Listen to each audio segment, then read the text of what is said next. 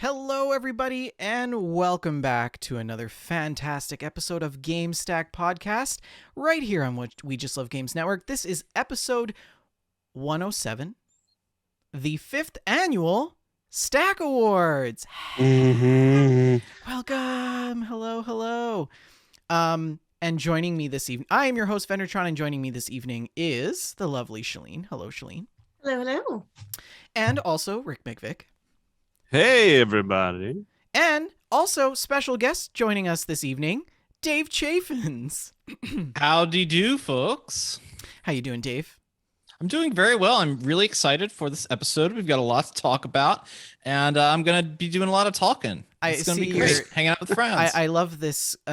You've gone with the WJLG color motif.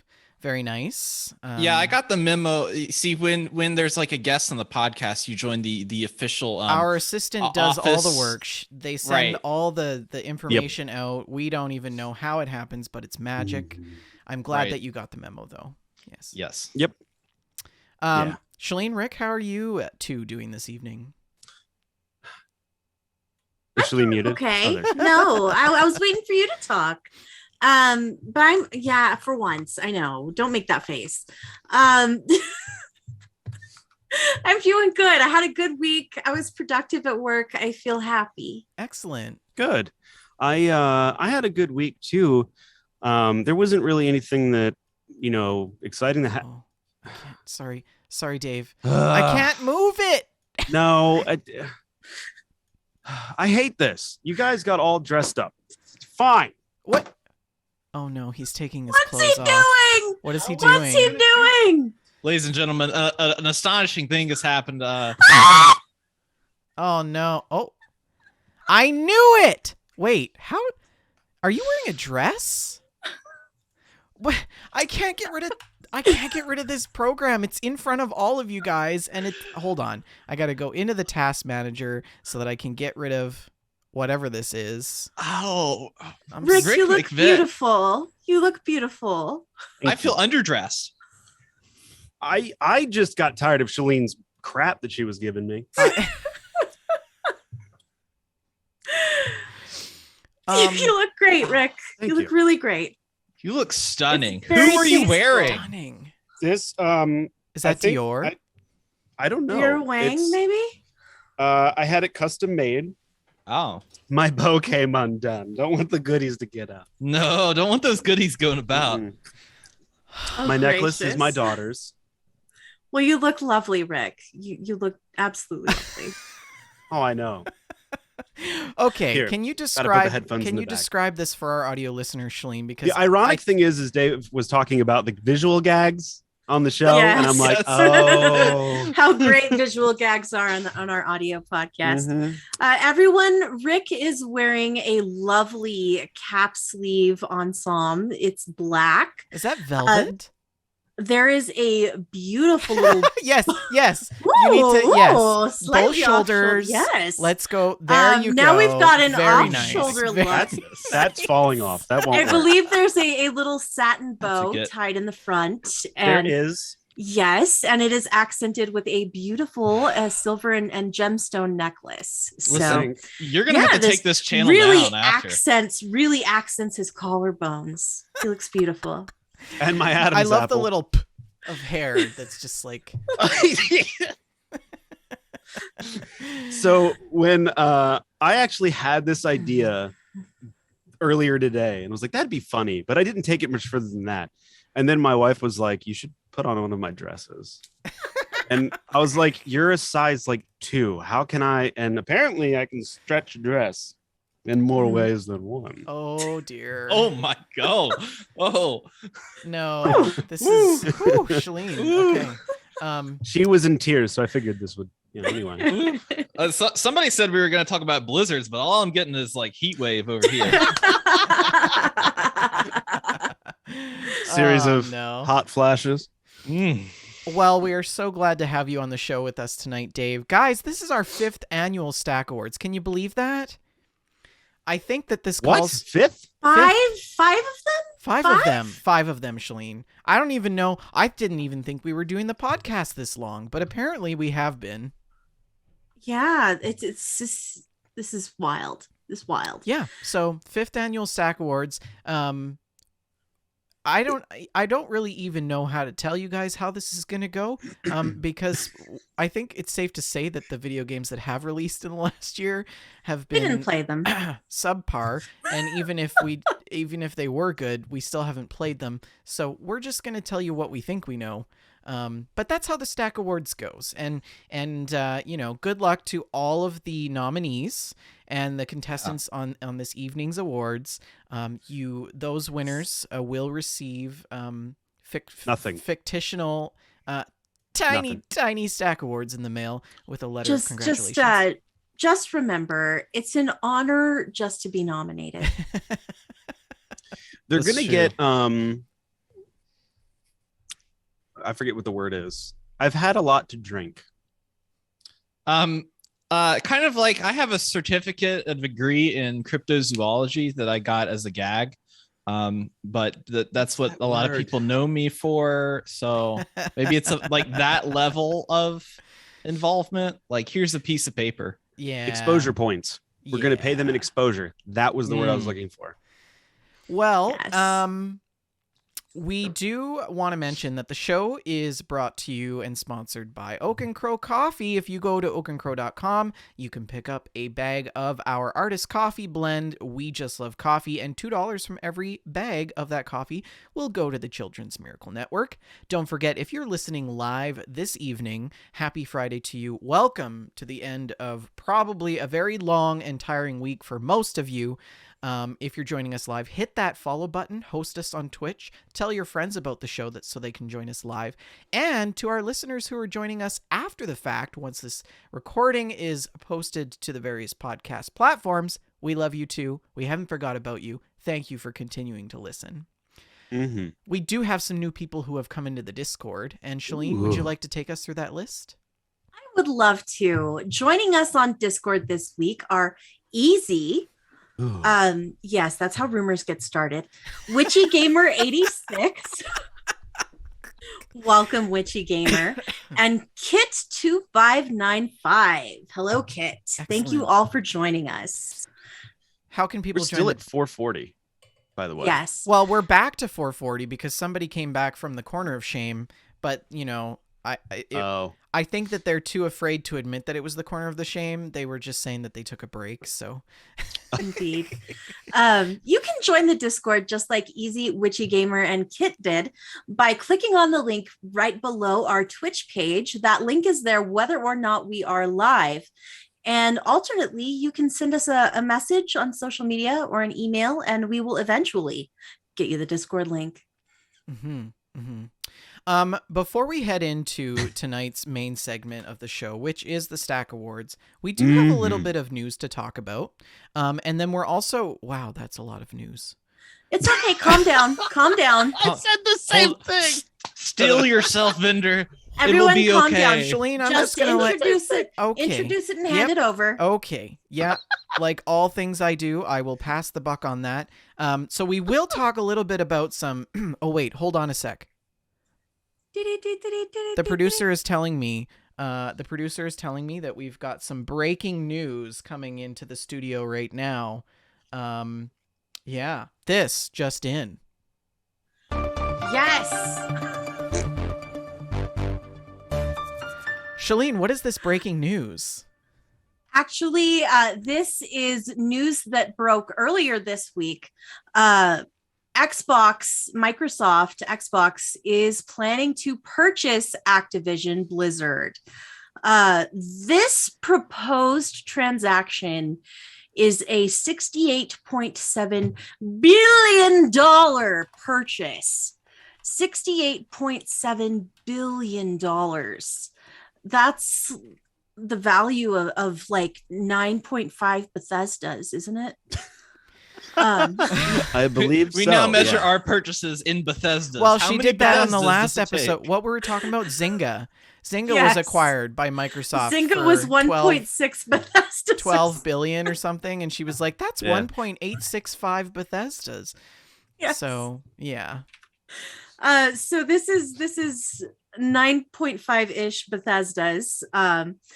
And that's a ton of money, you guys. It's so much money. It is one of the biggest games mergers in years and years, maybe in the industry's history. And it's one of the biggest tech mergers and acquisitions, as global data principal analyst Rupantar Guha states. This is only a few $1 billion less than Disney's $71.3 billion acquisition of Fox, which is makes this deal one of the biggest in entertainment, according to this article by James Batchelor on Gamestack.biz. Go ahead.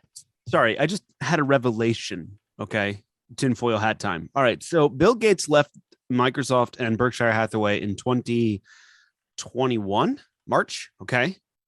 Suppose that he is now frozen in space in a big boy, and this is number two's business end, right?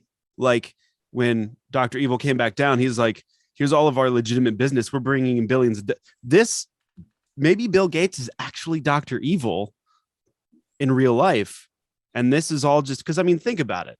This is a merger for a bunch of billions of dollars, right? So when Dr. Evil comes back down, he's going to be like, we'll hold them ransom for 1 billion. And then number two, or whoever's the number two there, will just be like, we've already spent that much on our mergers. And, you know, like, I feel like duty. This is their way of legitimately taking over the gaming world. I think. Who else can't? What do I know? Who else can't take Rick seriously right now? Well, it's just that his shoulders are very distracting. You're so attractive. Yes, Who I knew? mean, I have got nice shoulders. how am I supposed to get an education with you dressed like that? I don't know. Ask my yes. wife. It's She manages. Pennsylvania's finest, Rick McVick, coming on here. Wow. If I walked out in Windsor like this, I would be shot. Oh, gracious. So what else have you got to tell us? Well, you about know this what news? else is shot? Bobby Kotick's career. Thank God. I just, this man, who was running Activision, still is running Activision. He's such a horrible human being. Just gosh. Joseph Tao, the lovely Joseph Tao, gave us a bunch of information here to parse through, and I wanted to call out one of these things in particular. Bobby Kotick attempted to buy Kotaku and PC Gamer so that his press would look a little better in the midst of all these horrible things that are going on at Activision. I did not know that. Yes. Did we cover that? Horrible thing? No, we just found it out. Oh, I was gonna say, that feels like just, something we should have covered. It was something that came to light during this whole Microsoft acquisition situation.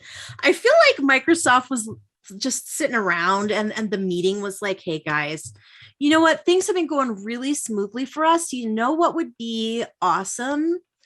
If we just ruined our HR department's lives. What if we just bought an HR nightmare? It'll be great. Let's do it. And that's what they did. Activision's a mess. They're a mess right now. Activision Blizzard is an utter disaster. They're being sued. They have just so many problems with personnel on so many levels, including harassment, but not limited to harassment. It's crazy. It's crazy times, and Microsoft had better be planning to fix this. They had better be planning to fix this. The acquisition is not expected to be finalized until March of 2023. If things get approved, this acquisition is going to be, it's such a major merger that I feel like people are going to be looking at this with an antitrust microscope. This is the kind of thing that definitely draws attention from the people who are trying to prevent monopolies. Yeah. So the size of this is just, it's tremendous. Joseph put some context here for us Xbox boasted that 2021 was their biggest year with $15 billion in revenue, not profit. So it's not going to be profitable for a while for Xbox as a division. And it feels like big plans from Microsoft. It feels like big plans. I think the curious thing is that they bought Bethesda, and their whole marketing, like the marketing speak behind that was like, okay, we're gonna let Bethesda do what they do. Like we're here to support them. Mhm. We're gonna let them make the games. We're not consolidating. We're not changing anything. We're just like, the reporting is going to be a little bit differently, but we're mainly out there to support them. Mhm. This Activision stuff, though, seems like it's going to take a different spin. And I'm very curious when Microsoft is in the driver's seat, because they're not, it's not a done deal, official, whatever. But I'm Mhm. curious when they get in that seat, what their game plan will be to fix a lot of the glaring issues that are going on right now. I can Yes. just imagine the press conference when like Activision's rep steps out and is like, Microsoft is going to do what they normally do. They're going to give us capital and they're going to support us in our endeavors. And then Microsoft's going to be like, no. No. No. That was your brother Bethesda. We're doing something different with you. You're all fired. Yes, you're going to this school for troubled children. Wow. Terrible. It's terrible. Did we get to the whole stepping down part? Not yet. Okay. All right. So Bobby Kotick is currently still running Activision Blizzard. It is highly implied that he will be, as Rick said, stepping down after this goes through, which of course makes sense because he's going to get lots of money from this. Did you see what the rumored payout was? Go ahead. 390 million. You'll pay me what to step down? Okay. Yes. Yeah, it's terrible. It's just terrible. I feel like that's like them buying the bad out. You know what I mean? Mm-hmm. Like, what will it take to make you go away? 400 billion or 400 million? How about 390? Mm-hmm. Bye. Bye-bye. I'm really interested in particular, Rick, to hear your take on this whole thing, because over the past year or so, you've been very enthusiastic and supportive about Microsoft buying up various studios and publishers, and you've been very pleased with what they've done. And I'm interested to see what your take is on this acquisition of Activision Blizzard, which of course also includes King. We can't forget that. Yeah. We do tend to minimize the impact of mobile gaming, but King probably makes more money with Candy Crush than Activision does with Call of Duty. I don't think we minimize it as much as just ignore it for the shame that it brings. It's King is worth a lot of money as well. So, yeah. Anyways, I just want to hear what you think, Rick. Well, Microsoft started out, as we all know, buying up independent and smaller companies, Ninja Theory, etc. And then when ZeniMax got purchased, that was kind of like a holy crap, they bought a big old company there. And the Activision Blizzard thing, I think, came as a shock. I don't think they could have picked a better time to do it, even with the HR nightmares. They're like, Blizzard Activision is hurting right now. And Microsoft looks like a shining, a knight in shining armor. So maybe this is them stepping in like, we'll save you. And I hope that they do. I really enjoyed the Call of Duty franchise up until Modern Warfare 3. And then they all got squirrely. I can't say much for Blizzard just because I haven't played a lot of World of Warcraft. But looking at Activision alone, I mean, if you think back on the years past, Activision gave us like Tony Hawk games. It gave us the original Call of Duty series and other really fun titles. And then after a while, they just got bland. Call of Duty kept getting recycled and reskinned. Didn't they have Guitar Hero also? They did have Guitar Hero. Mm-hmm. That's right. That was Harmonix and Activision. Dave, and then they split. Dave. Yes. Look at the chat. Continue, Rick. Look at the Not Twitch chat, but the Zoom chat. Okay. So I think this merger would be great. a little fearful on the monopoly side of things, and I have a feeling this will raise a few red flags somewhere. But from a pure consumer standpoint, with what Xbox and Microsoft, I should say, is doing with the Game Pass, I'm really excited for this, and I hope that they bring some credibility back to these two major companies that have lost credibility over the last few years because of the games that they've produced and the shenaniganry that has gone on inside of the studios. I think they've done an incredibly dangerous thing in purchasing Yes. Activision Blizzard. This was risky, and it's so much money. It's a very expensive risk. I do think this will likely result in seeing World of Warcraft subscriptions included as part of Game Pass. Ooh. That's something I would predict. I expect to see StarCraft and Warcraft both on Game Pass for PC. StarCraft. I expect to see many future Call of Duty titles as Xbox exclusives. Okay, I don't care. I know about that, but I would love to see the old ones. There was a tweet by Phil Spencer stating that they were going to be honoring their contracts and keeping things multi-platform, but I don't think that will be the case forever.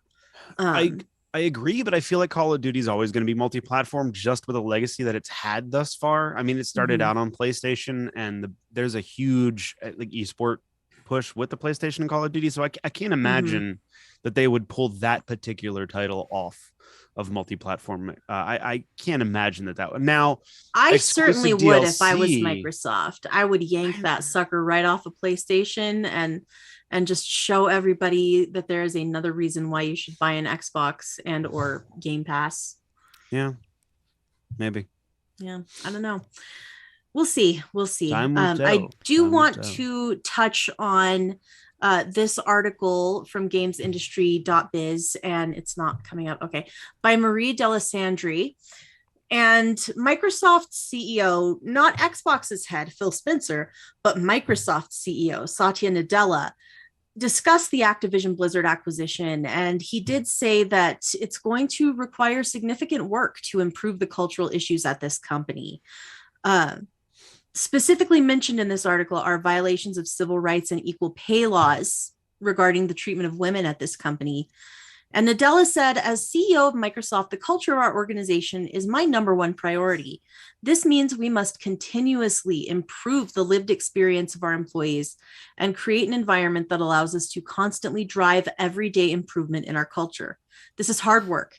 It requires consistency, commitment, and leadership that not only talks the talk, but walks the walk. That's why we believe it's critical for Activision Blizzard to drive forward on its renewed cultural commitments. So Satya Nadella, in stating this and more, he's acknowledging what a mess this company is and that it is going to be a lot of work to fix it. So that does make me a little hopeful. And I almost wonder if that wasn't part of their motivation, just being like, hey, you know, we love gaming, and Activision Blizzard is a Goliath of gaming. And let's fix this. Let's fix this thing. Yeah.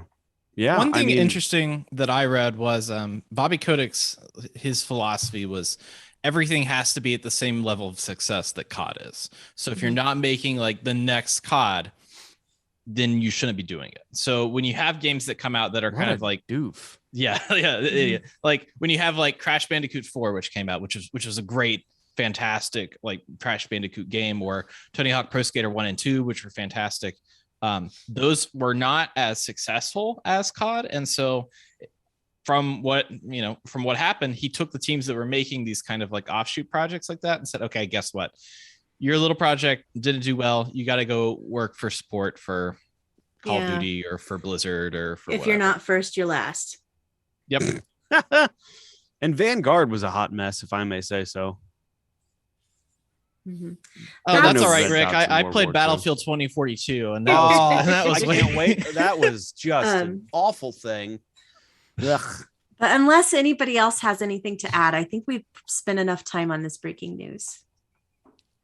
Well, thanks I'm for good. covering that, Shalene. I do appreciate it. I honestly don't have much to weigh in on that, other than to say that that's probably the biggest acquisition that Microsoft has made. Is it not? Mhm. I think so. Yeah. And one man's junk. It's another man's treasure. So we'll see how that plays out. I'm not sure. But usually everything that Microsoft buys falls apart. So, yeah. So kudos to Microsoft for taking the ropes on a very, I don't know. I don't even know how. Let's just not talk about Microsoft anymore. They took the ropes on a rope bridge that had been cut and was nearly plunging. Was into in the a abyss. free fall at the time. Yeah. We do have to move on to the heart of the show, the central tenet of why we're all here, and that is the fifth Gamestack. annual Stack Awards. Not D. I don't even have a bumper for. I don't. There's nothing. This is so depressing. The Stack Awards recognizes and upholds creative and technical excellence in the video game industry. Our group prides ourselves on recognizing those wonderful and hardworking developers who improve the well-being of the community and elevate those who represent the future of video games. Rick, did you have something to say? No, I was just gonna play some background music for you. Oh, I could, we could like play some fanfare or something. Oh yeah, let's do that. It'll be fancy. You guys are a mess. I guys mean, are such a Dave's mess. gone, so. Oh my goodness. Oh. Oh. Yeah. Okay, for our audio folks, Dave has brought a Here we music go. in. Muted. Fanfare. There you go. So the Stack Awards recognizes and upholds creative and technical excellence in the video gaming industry. Gosh. Our group prides ourselves on recognizing those wonderful and hardworking developers who improve the well-being of the community and elevate those around us. Tonight, we have a panel of very distinguished guests joining me. Over the past 2 decades, she has served as a journalist, a host, a producer of various podcasts, including those on WGLG Network and other networks across multiple platforms. Shalene is best known for her work in reporting on Animal Crossing Musings, the famed Fallout podcast that shall not be named, but we refer to it as Off the Rails, E3 reporting, and she has bolstered her talents in bringing you the news right here on Gamestack Podcast. I'm terrified. So welcome, Shalene. Hello. Welcome to the panel. Rick McVick has spent several decades playing video games and developing podcasts across a multitude of networks, including the famed Fallout podcast that shall not be named. He is also known for his brilliant musical creative talents, including the music you hear on our show. Rick is now host and producer of Gamestack Podcast, along with Shalene and myself. Hello, Rick. Welcome to the panel. Hi. And our very special guest this evening, Dave Chaffins, aka Chave Davins, who is a producer and host of various podcasts. He got start running his show called The Vault Boys West Virginia, a combo of history and video game podcasting. Dave now hosts the Fallout Hub Starfield Lorecast and his new show, Rad Rolls, a Fallout tabletop role-playing podcast. Nice. Dave likes to hide things in his camera to hint the next projects. Can you find the mystery item? Just kidding. You can also find Dave on Twitter at Dave Chaffins. Hello, Dave. Welcome to the panel. Hello. Thank you very much for having me, gentlemen and lady. I can't even, Oh, there we go. It's just going to, fade out. Gosh, what a mess. Yes, so I don't even know how to really start with the Stack Awards. Last year we had several categories, which we have sort of included in this year's show with some others as well. And the 2020 Stack Awards, or was it the 2020? Yes, this is the 2021. This would be 2021. The 2020 Stack Awards last year brought Game of the Year, which was Shalene. Wasn't it I Life is don't Strange? have Life that is pulled up right now. Strange. I think it was Life Give is me Strange. a moment. We should probably have the previous ones pulled up. I While have them. Shalene's They're in the sifting notes. through the file box. One moment. The game of the year it's not highlighted. It's not highlighted. We didn't. It's at It the will bottom. remain a mystery. It was a game it's- that you and I played, but I don't remember it.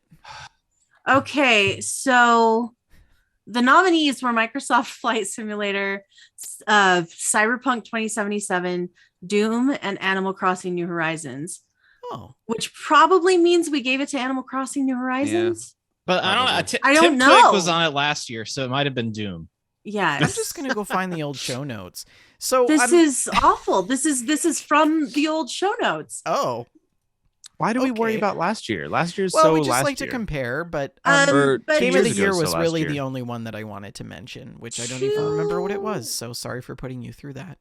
we do things a dramatic. little bit differently than your average award show. Mhm. Most award shows announce their nominees ahead of time, kind of build up hype. Yep. But what we like to do is we each bring a nomination to the table and sort of talk out the winner. So we don't know what the winners are because we don't know who the nominees are. Unless you're This is- extremely manipulative, and A then Plague you Tale. know. A Plague Tale: Innocence. That was the year before. That was That Cody? was the year before. That was 2020, That- wasn't it? Because I made fun of you because you had that for 20, I think 19 or 2020. Which year was Plague it? Tale was the prior year. Oh, okay. Plague Tale Yeah. was not one of last year's nominees. What Mm. this is the It was notes from Doom. last year. It was Doom because I made the joke that you all put Plague Tale Innocence as the game of the year, and then we had the actual plague happen, and then the next year you put Doom, and I was Oh! like, please do not, do not, That's right. do not do that. right. I remember you okay. making that joke Well, actually. All right.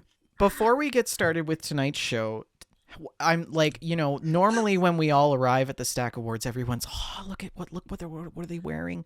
Oh, they look so nice. And Rick stands on the velvet carpet and gets his picture taken, and I'm holding his train because, it's just still in the I limo. have a train this year. Yes, you look fabulous. What is this outfit you have on?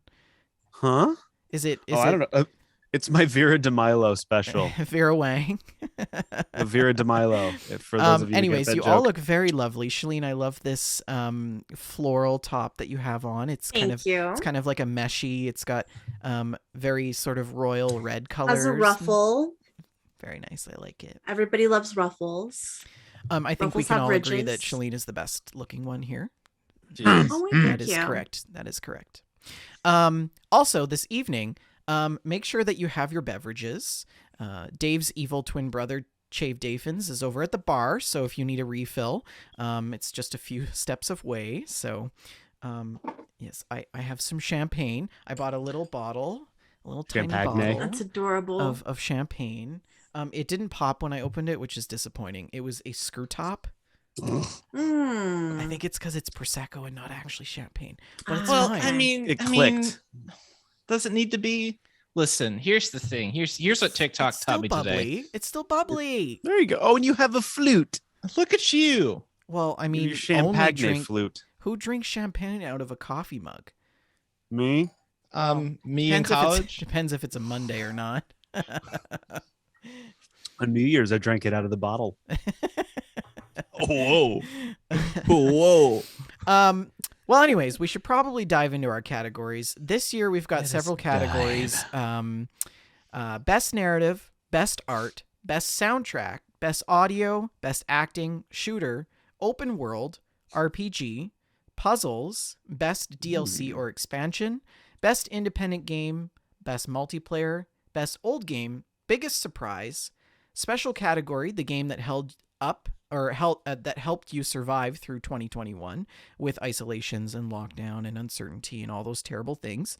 Also, honorable mentions, most anticipated game, and we've added 2 additional categories. The best WTF, which is like a game that made you go like, huh? Like, what? And then dishonorable mention, which was a category that we decided to add last year after the fact for this year. And so I'm glad that it made it through the panel. And then finally, game of the year. We'll cap things off with game of the year. Goat tea. So let's start off with the first category, which is best art. Sorry, best narrative. And Shalene, why don't you take it away? Or Hi, I was muted because I was typing. I'm sorry. My nominee for best narrative is a little indie game called Into a Dream. And Into a Dream originally released on PC a couple of years ago, but it released on PS5 this year. And that's where I played it. So 2021 game.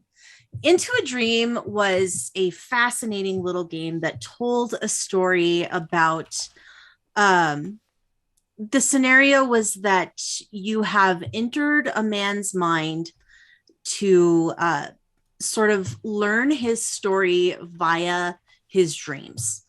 And because it's this man's dreams, he's an unreliable narrator.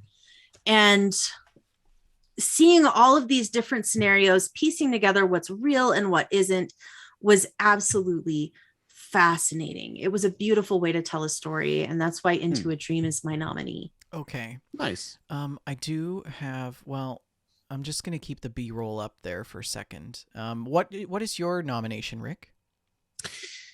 Well, I had a hard time trying to figure out if I was going to talk about games that I had played or games that just had come out and I thought like looked nice. So I kind of did a mix, but I focused on games that I played. And out of the games from 2021 that I played, the ones with the best narrative, or the one that I nominated for the best narrative, was Resident Evil Village, which arguably didn't have a very good narrative or original one, but out of all of them, there you go. But it was nice and corny. It was like the right level, the exact level that I want horror to be at, like pretty consistently. Yeah. Of like, this is scary, but it's also funny. There's like a very nice like thread that and this goes for movies as well. But that game really threaded that needle. Did you beat the game? Yes. Okay, so that one part that was very terrifying, I'm sure you know what I'm talking about.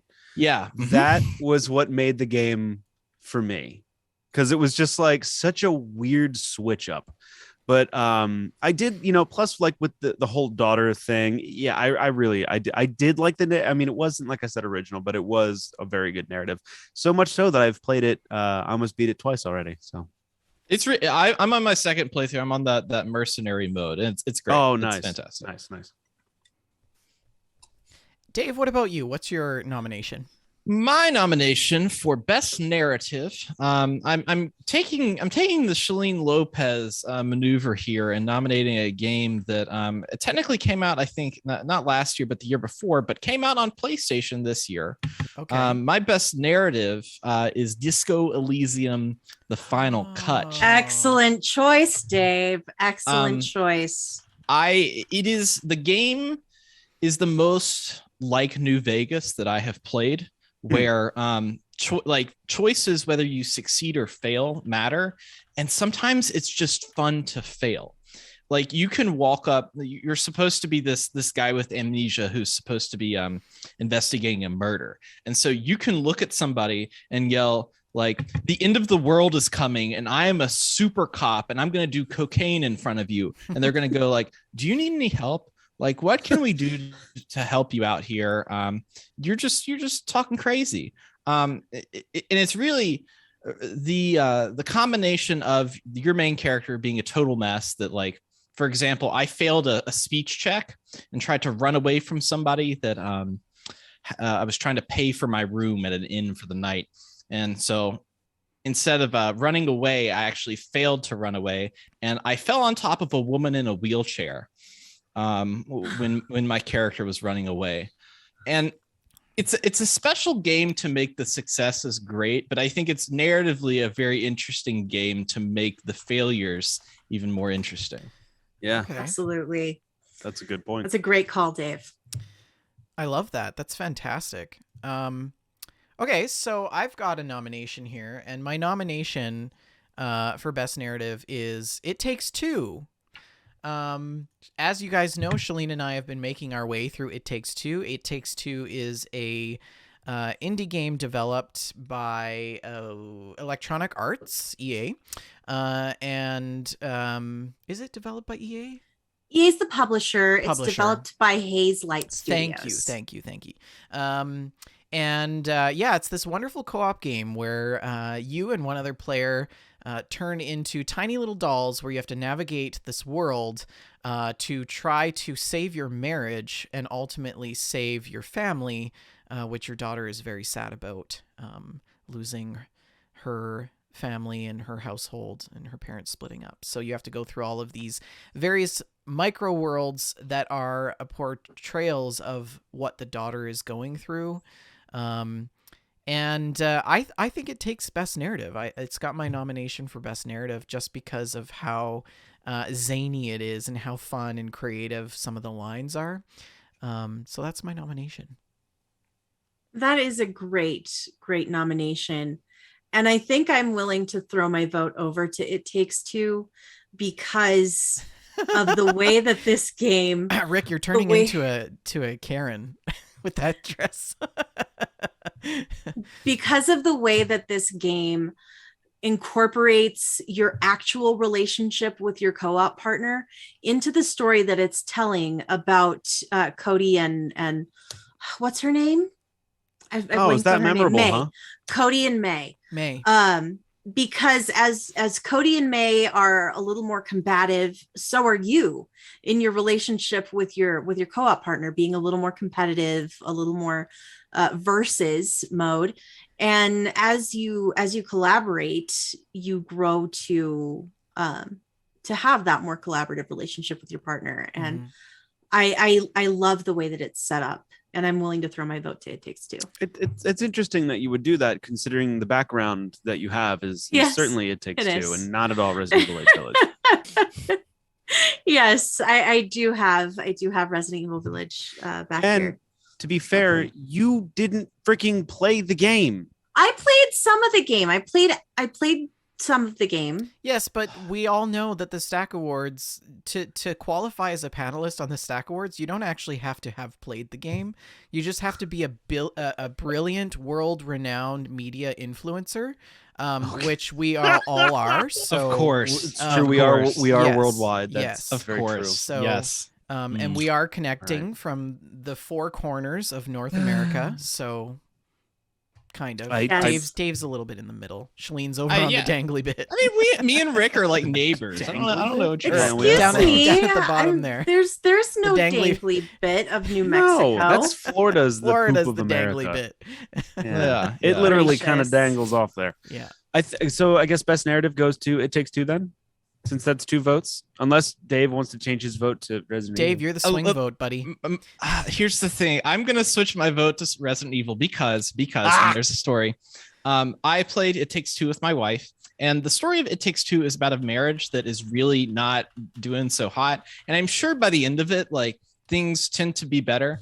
But me and my wife were playing it, and we got to a point where we were just like so angry with the characters for not respecting each other and not like growing from anything that we just started skipping cutscenes. Really? Like we just started Wow. skipping cutscenes, and we were just like, Fascinating. Well, I we want to play as the obviously little know doll how people. we obviously know that Dave is in a healthy marriage.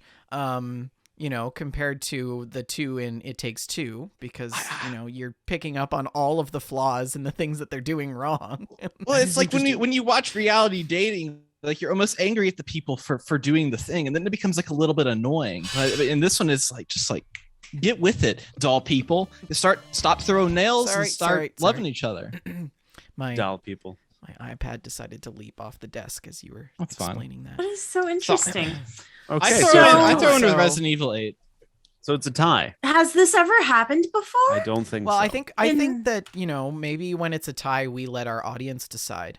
That's a great point. So our live viewers, if Do you're we flip a coin or something? if you're I don't still have a here and you coin. haven't pieced out and gone to see Chave Dafins over at the bar, I have a D20. Just pick a number, and if it doesn't, like, Okay, we could do that, and like 10 or above would be, or 10 or below would be It Takes Two, and above would be Resident Evil.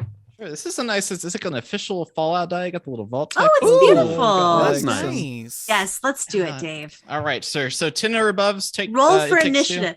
10 All or right. below is It Takes Two. 11 or above is All Resident right, Evil. this He didn't just work, wants us but to see his. We trust his- you, Dave. okay. We trust Okay. you. He wants us to While see he's his doing type. It's that- a That's what it is. 19. It's a While he- 19. Okay, so Resident Evil Village wins the best narrative.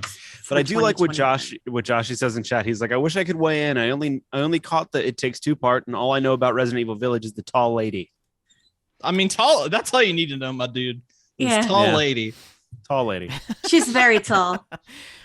So just so you guys know, the official actual Game Awards that took place last year on December 9th, category winner for, best narrative was Marvel's Guardians of the Galaxy, which the developer Well, is we don't Eidos care about those Studio, awards. Montreal, and the real Square ones Enix. don't count. The Well, real I ones. just These want are to the compare. important awards. You only mention it because it's from Montreal. No, I mention it because they're clearly wrong. So That's true. It's based you're on a forgetting comic. we It's been are done world before. renowned media That's true, yeah. influencers. So Resident Evil Resident Takes Two is my vote. Is, congratulations, developers of Resident Evil. Your tiny Gamestack award will be Your- in the mail your exposure points will be in the mail shortly. sometime between They will. now and 2072. So Big lady, little award.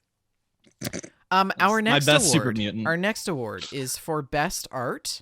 Now, the category for best art is given to the developer who goes in above and beyond in creating the art and the world that is the video game in which we nominate. And so the nomination for best art for Shalene, do you want to share what your nomination is? Yes, I nominate Golf Club Wasteland because I really enjoyed this art style for this game. It was unique in that it's a little hard to describe why I nominated this. Art is a very subjective thing, but I enjoyed the imagery of this game. I felt like a rich story was told through the art of this game, and that's why I choose Golf Club Wasteland. It looks great. I love it. I love the scale of it. Like there's a really it feels like you're a little person in a big world. In a wasteland. Yeah. Yeah. And it's fascinating the way that it's set up in you're just playing golf, you're a dude playing golf in the ruins of this world and learning through the environment why it's a world in ruins. Mhm. It was fascinating. What about you, Rick? It Takes Two. Really? Yeah, I liked the way that they implemented the art style of kind of toys in the cupboard, Indian in the cupboard kind of thing, and Toy Mhm. Story kind of feeling. I like the way that they did that because a game that can pull that off does it really well, and games that can't pull it off do it horribly. Yeah. I can't think of the game that came out on PlayStation 3 that was like all the Little Planet. Little Big Little Big Planet. Planet? Yeah. Yeah, like they did a great job of it. Yoshi's Story for the 64 did a really good job of kind of creating materials in the world. And I thought Grounded. that this- Grounded was the other one I was thinking of. That's very similar art style. Yeah, It's I'm a not familiar with that survival. one, It's a but- survival game, and you're basically Right, lost. right. You're lost in the backyard.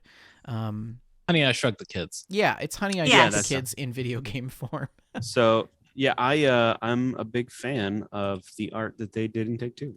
Okay, and what about you, Dave? My nomination for best art is Deathloop. The team at Arcane Lyon, every single game that they make feels like an oil painting.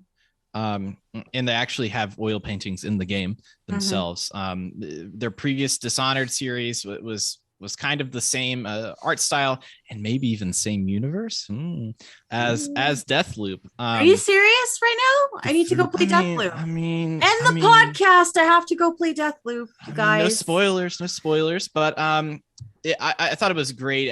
Like the costumes for everybody, it feels like that you're playing like this like 70s like mod BioShock game, but it's also everything just feels really cool. It's probably the coolest game I've played this year. Okay. I couldn't do the art thing with this one because it just feels like it's already been done before. But I see what you're saying. Yeah, I see what you're saying. I probably should play it to get an idea of what that game is like. it isn't original. I wouldn't say it's like fully original, but it's just like it scratches my itch, gets my itch scratched. You should see a doctor. That's too I much. should. That's too much. Too much. Okay, somebody pull Dave off the stage. Listen, there's a person wearing a dress here. Yeah, Shalene. Anyway, Rick, what about you? Bender. What's your nomination? Oh wait, it's I already me. gave my Bender, what's your nomination. nominee? that Um, champagne is really going to your head, ain't it? My nomination for best art is It Takes Two. Yeah. Definitely, once again, It Takes Two. The art style in this game is just totally phenomenal. It hits every point for me in terms of clarity, resolution, some of the technical aspects, but the way in which they design the world and how you go through it and go through the puzzles are just so immersive. Shalene and I play it, and 2 or 3 hours go by, and suddenly it's 10 o'clock at night, and we're exhausted because we got to go to work, and it's Tuesday night. So, the game is very beautiful, and the way that they have pretty much taken a child's mind to how they've created the world. Like, they've built entire cardboard castles and towns of just made entirely out of cardboard. And then, there's this whole clock world where you're inside this universe of just gears and clocks and things that you have to try to figure out and move certain things. It's just so wonderful. I love it. Yeah. I'm gonna put my vote on the little people in the big world. Lovely. So it sounds like It Takes Two has won Best Art for the 2021 Stack Awards. Congratulations to Hazelight Studios. I love it. That's great. Nice. Best art for the official Game Awards was Deathloop, by the way. So I love to be official. That's my favorite thing to be. I think you just copied. I keep confusing Deathloop with 12 Minutes. There was a theme. Time This was loop the year games. of time loop games. Yeah. Yeah. Yeah. Anyways. Because it feels like the last few years have just been a time loop. Maybe that's the inspiration behind it. Yes. Yeah. Yeah. Kind of depressing, but sure. Okay. Next category is for best soundtrack. And our expert panel of world-renowned media influencers selects these nominations based on their ability to produce amazing and awe-inspiring soundtracks and sounds that come to your ear holes.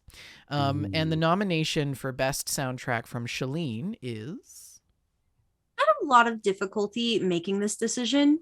I considered Golf Club Wasteland because I loved the electronic music in that game, and I don't typically love electronic music, so for me that was significant. But I didn't choose that. I chose Metroid Dread because this soundtrack was incredibly effective at changing my mood when I booted really? up this game. Yes, and that's why I chose it. When I noticed that as the music would change, I would get tense or relaxed or, according to the crescendos and the way that the music flowed. And I feel like that is one of the indicators of a good soundtrack is the ability to influence how you feel.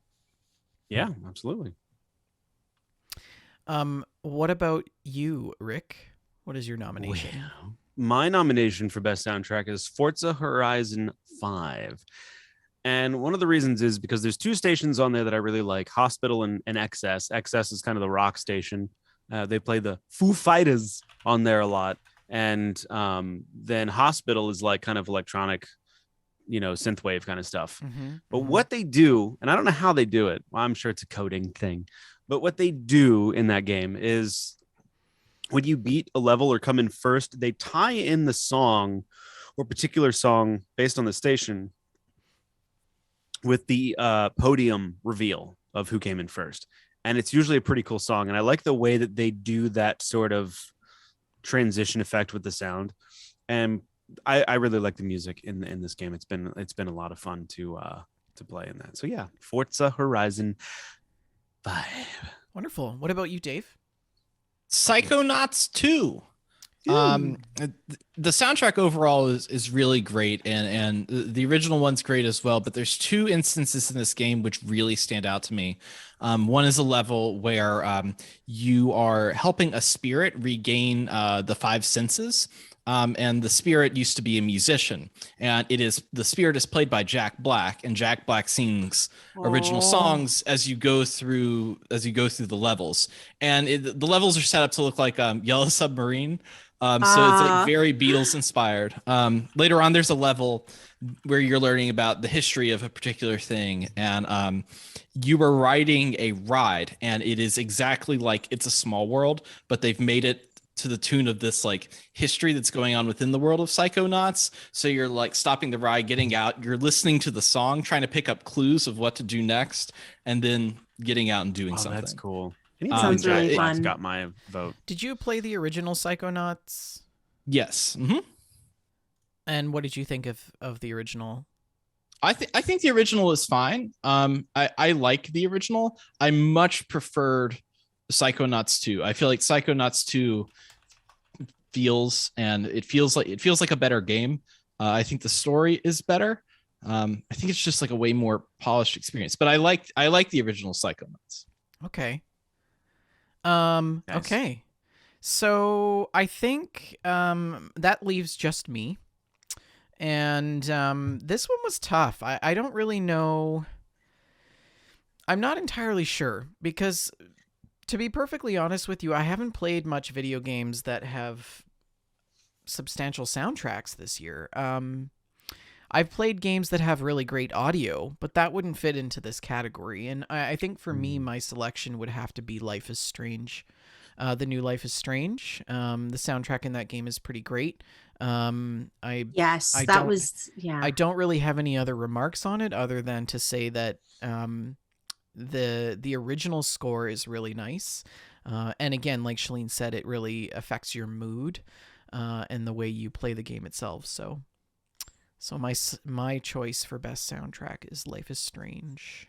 Life is Strange always crushes it with the soundtrack. That was almost my nominee as well. I'm willing to throw my vote behind you, Bender.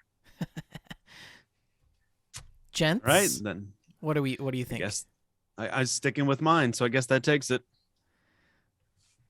All righty. Okay. Congratulations to Life is Strange True Colors.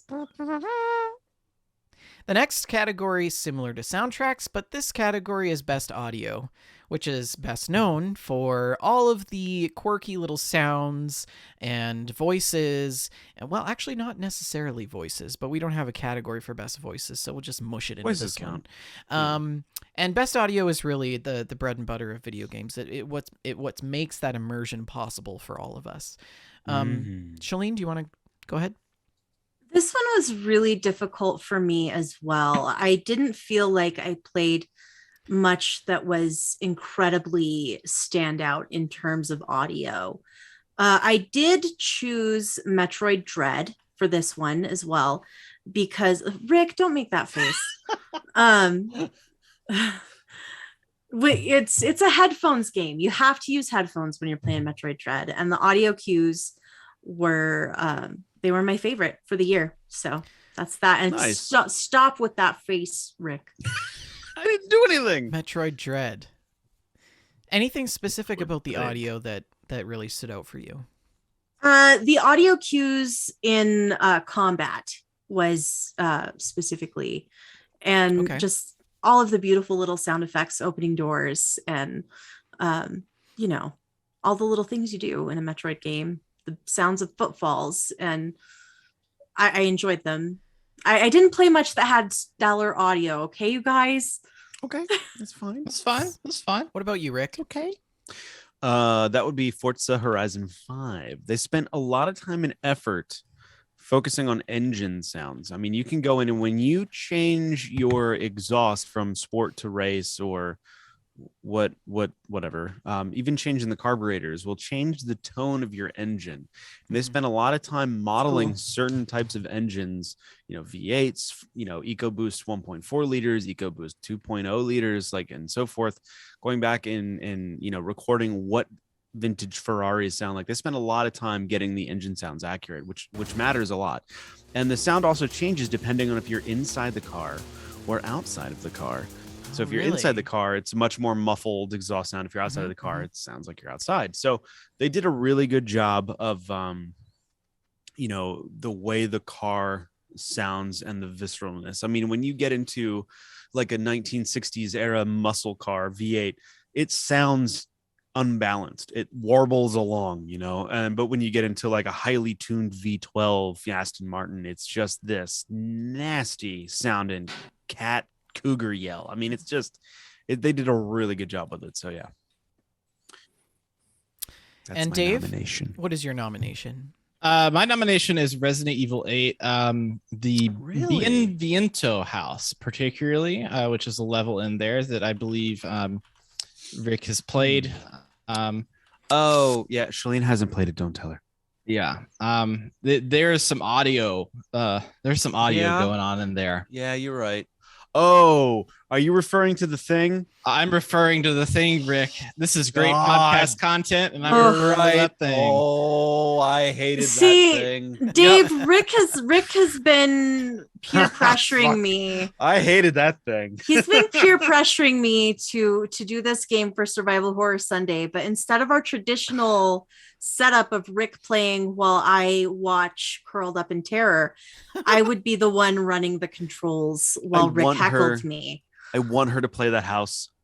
And so bad, Dave. I've started Resident Evil Village and I stopped it because I got scared. It's less scary than 7. You sat through 7 and watched Rick do that. It's less. 7 is scarier.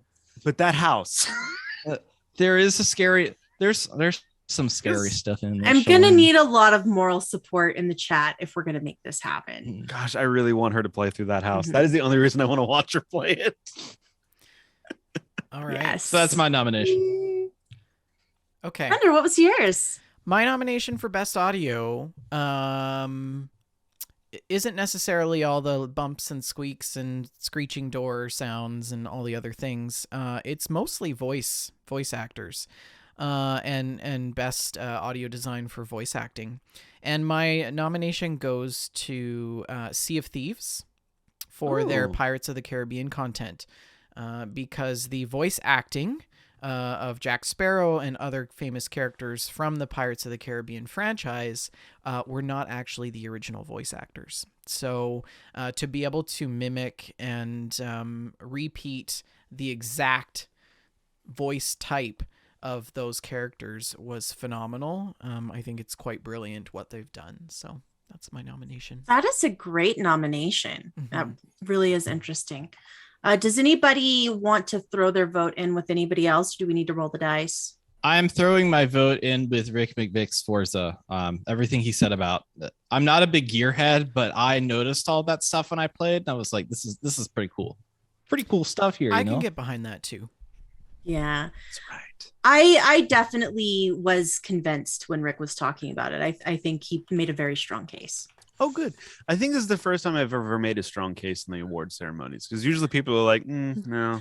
Well, you are the audio guy. You are the audio guy, Rick. I mean, yeah. It's your thing. I am.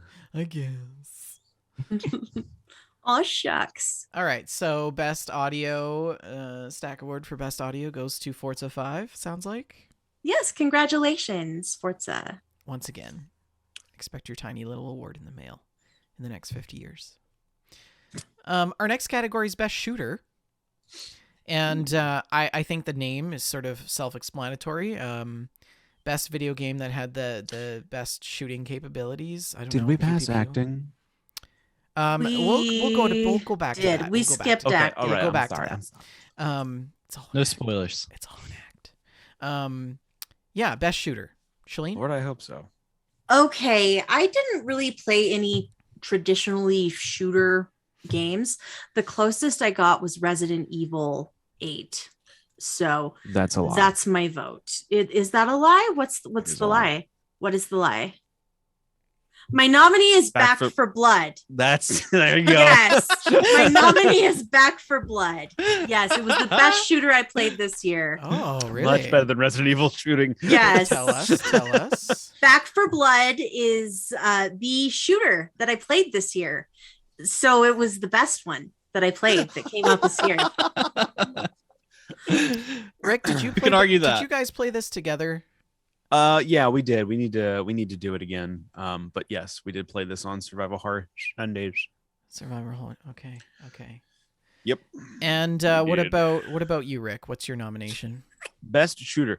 My best shooter may be a surprise to some of you folks. Is Ready or Not. What is that? Okay. Ready or Not is a game. It's an indie game that came out. It's a spiritual successor to the Sierra games of SWAT 3 and 4, in which you take the role of a SWAT commander commanding your SWAT team. How many times can I say SWAT in this whole thing? But basically, the guns feel really percussive. The flashes are kind of realistic. The recoil's realistic. So you're in like a dark hallway and somebody opens fire and there's a lot of flashing lights. You can't see that well. It's very realistic, who died, but I really like the way that the guns feel in that game. It's a really fun very tactical game. And I think that one had a really good feeling shooting component to it. Great. Yep. What about you, Dave? Halo Infinite is probably my favorite shooter this year. Interesting. It's the best that I have felt Halo feel since we would do like LAN parties and connect Xboxes together.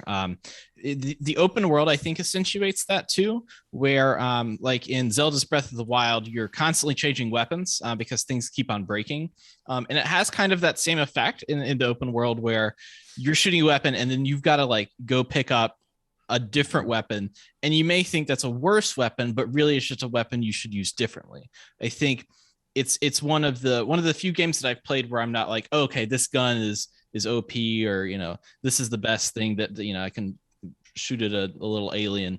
Everything feels unique, and I like that. I like it when all of the weapons in a game feel like that they are useful, even when you think to yourself, this is just my little it's kind of like the Men in Black problem with the little pea shooter. Yes. The noisy cricket. Well, speaking of noisy crickets, all I have for my nomination is simply just crickets because I don't play shooter games. Did you use any guns in Sea of Thieves? Yes, but Sea of Thieves is an old game. It's a very old game. DLC. Well, okay. It's Well, circa yeah. Why don't you just? 2018, So Yeah, but you already nominated this. They had a new expansion this year. that was their Did you shoot? Pirates of the Caribbean. That's new content, right? But you shot in that. well, You yes, shot Johnny Depp. I'm gonna have to go with Ready or Not. My choice is Ready or Okay. Not. Simply on the gameplay, not actually having played it all. So Hey. After this. Congratulations to Ready or Not. Okay. Ready or Not. I wasn't gonna say here anything I else. come. You can't hide. I was You gonna change my find vote me. to Halo Infinite because Dave is absolutely right. Oh, so are we doing that then? Oh. Are we Yeah. Is this an upset? This is a wild card. Oh This my is an goodness. upset. Only Rick, for our audio listeners, Rick is tearing the tiara off of Ready or Not's head. It's a very awkward moment for the crowd. It's the only okay. reason is because I remember what Halo felt like, but not explicitly Ready or Not. Like Ready or Not in my mind is more jelly homogenous, and Halo, I remember the weapons better. Although it didn't stand out to me at the time, but what you said was every gun was effective, but just you had to operate it differently. You're right. You're absolutely right. One of my, that's you won me over with that, Dave. You're smooth talking. Oh. It's the bolo tie. It's my special power crystal I've acquired, and I'm like, It's the eye of the tiger. it's the eye of the tiger. Yes. Well, congratulations to 343 and Halo Infinite for winning Best Shooter this year. Yeah. Fascinating. I am fascinated right on the arm. Okay. Well, our next category is Best Acting, or more formally known as Best Performance. And Shalene, why don't you kick things off? Life is Strange True Colors. This game I feel has I've always loved the acting in Life is Strange games, and I feel like True Colors thus far. We haven't finished it yet, Vendor. We Right. need to do Any that. specific actor But thus or far, actress? this one has risen head and shoulders above the previous titles in the series. Mhm, mhm. Yes, Rick, don't distract the crowd with your Listen, shoulders. if you're listening to this podcast, Yes. you're driving your car, you're doing your thing, pull over the side of the road, go into a ravine, and look at Rick Mavick. Please do that. Yeah. He does have beautiful shoulders. He's also wearing the Heart of the Ocean. I don't even know what this is. Literally, there were my wife was like, she's like, go get a necklace out of your jewelry box You're because so my kid has pretty. more jewelry than my Yes. wife. And I don't know. Well, it's just It's fake. I think the performances in particular of the main character, Alex Chen, I forget the name of her voice actor. Erica Mori. Thank you, Erica Mori. Mhm. I feel like she's done a stupendous job in making her character empathetic and relatable. What about you, Rick? Well, it's got to go out to my lady Dimitrescu. I don't know how to say her friggin' name. They like actually go through how to properly pronounce her name in the game, and I don't remember how to do it. But isn't it like Lady Dimitrescu? Domitrescu. No. It's Yeah, like Domitrescu. Domitrescu. Yeah, it's Yeah. like Dimitrescu. Yeah. It's like Dimitrescu. Anyway, Resident Evil Village. I really like. She's a fantastic character in the game, and whoever I'm sorry, I forget the lady who mocaps her, did a fantastic job. Some of the other evil villains, I'll say, not so much the fourth one, but the middle two, I was a big fan of them. I believe it was Maggie Robertson Yes, who that's did correct. the voice of. Right. Did you Lady just come up Dimitrescu. with that from memory? No, I think he came up with that I'm from just Google. kidding. rolling B-roll like you wouldn't believe. So, but yeah, I'm a big fan of specifically her acting. I did not get taken with her as the internet did, but she was a powerhouse and the most memorable character of that particular video game. I seriously considered making that my first ever cosplay because I have all the things that I would need in my house. You have a She's tall like a lady in big. your Of house? course I do. Hat. She's like a big, Yes. big evil vampire Moira shit from Schitt's Creek. Like that is the energy that she puts out. Like just like fancy lady that's hard to deal with. Mhm. She is definitely hard to do. Oh, Jessica Starr. Just Brilliant. thirst emotes all in the. She's very Yeah. pretty. Mhm. I'll say that she's beautiful. She's a beautiful Yes. human. Yeah.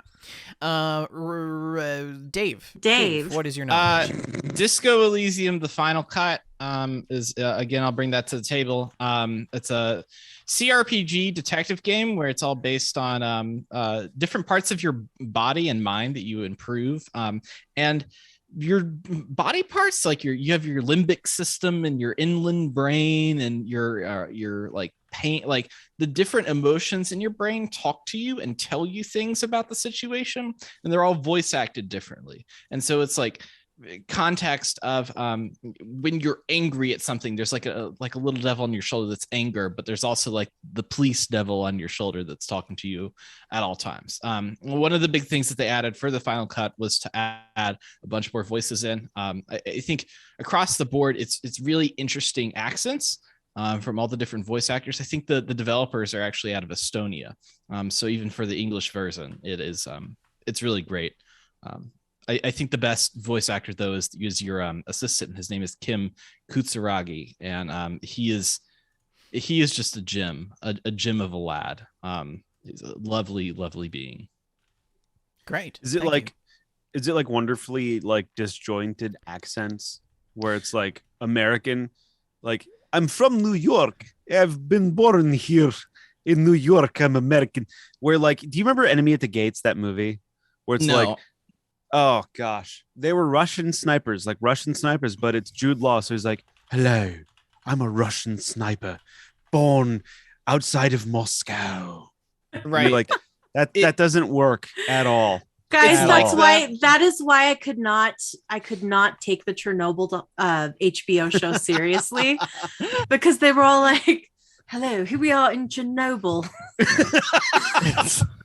It's like that, but it's all in the fictional universe, so it's like fictional Okay, nations all and right. stuff. So like, yeah, there's one guy that's like, "Hello, it is me. I am Hammerhead. It is good to see you."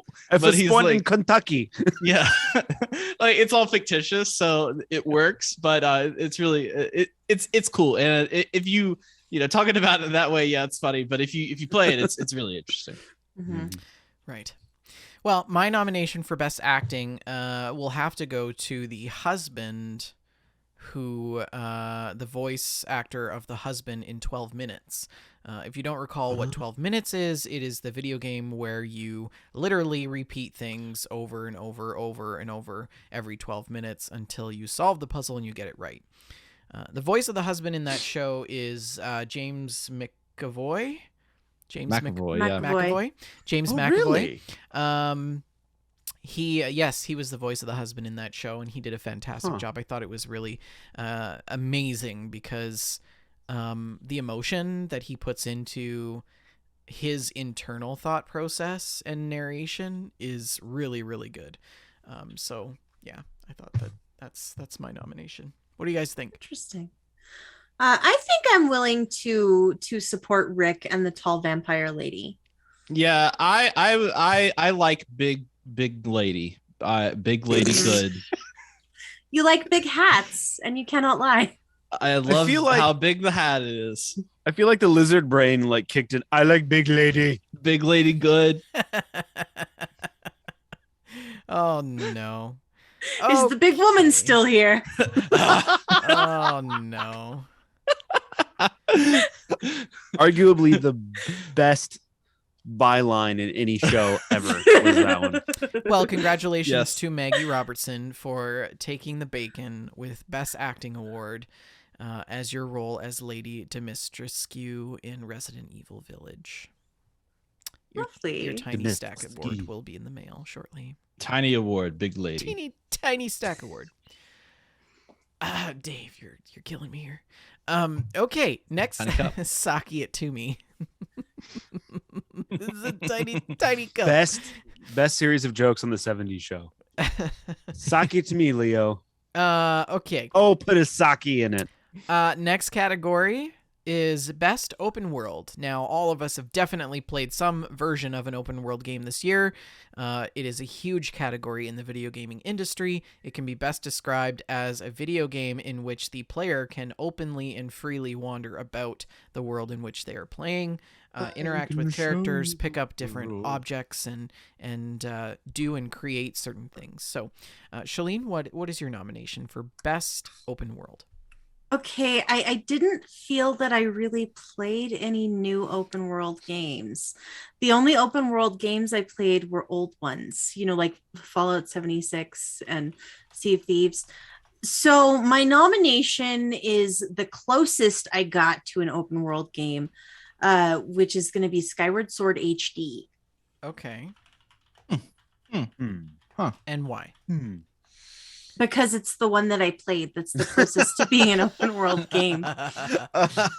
Yeah, that's great. That's Okay, great. Okay. It's a legitimate reason. Rick, what about you? Halo Infinite. Okay. And it's because the traversal with Le Grapple Hook was great. It felt like the ring from Halo 1 in a way, but it wasn't. I don't know. I really liked that open world. I think if you've listened to any prior episode, you understand my gripe with that particular choice. But regardless, I am very happy that they did choose it. And the vehicle system, the FOB system, the fast travel system, I thought was really well implemented. Like you could fast travel, but only at certain points. And the vehicle spawn was fun.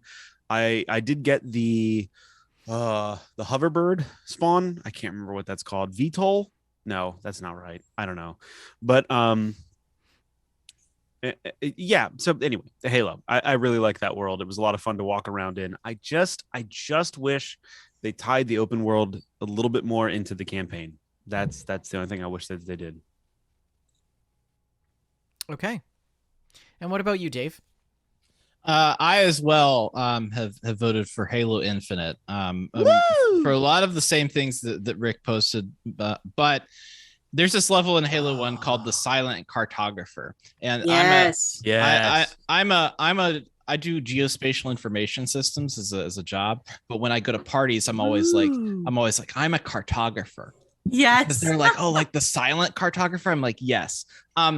That's a side point. This open world feels like a big version of the level the silent cartographer, which was you get dropped off on an island and you go around, you have some objectives you need to do, but you go around and you explore. And back in the day, that was like crazy because most of your shooters were in corridors.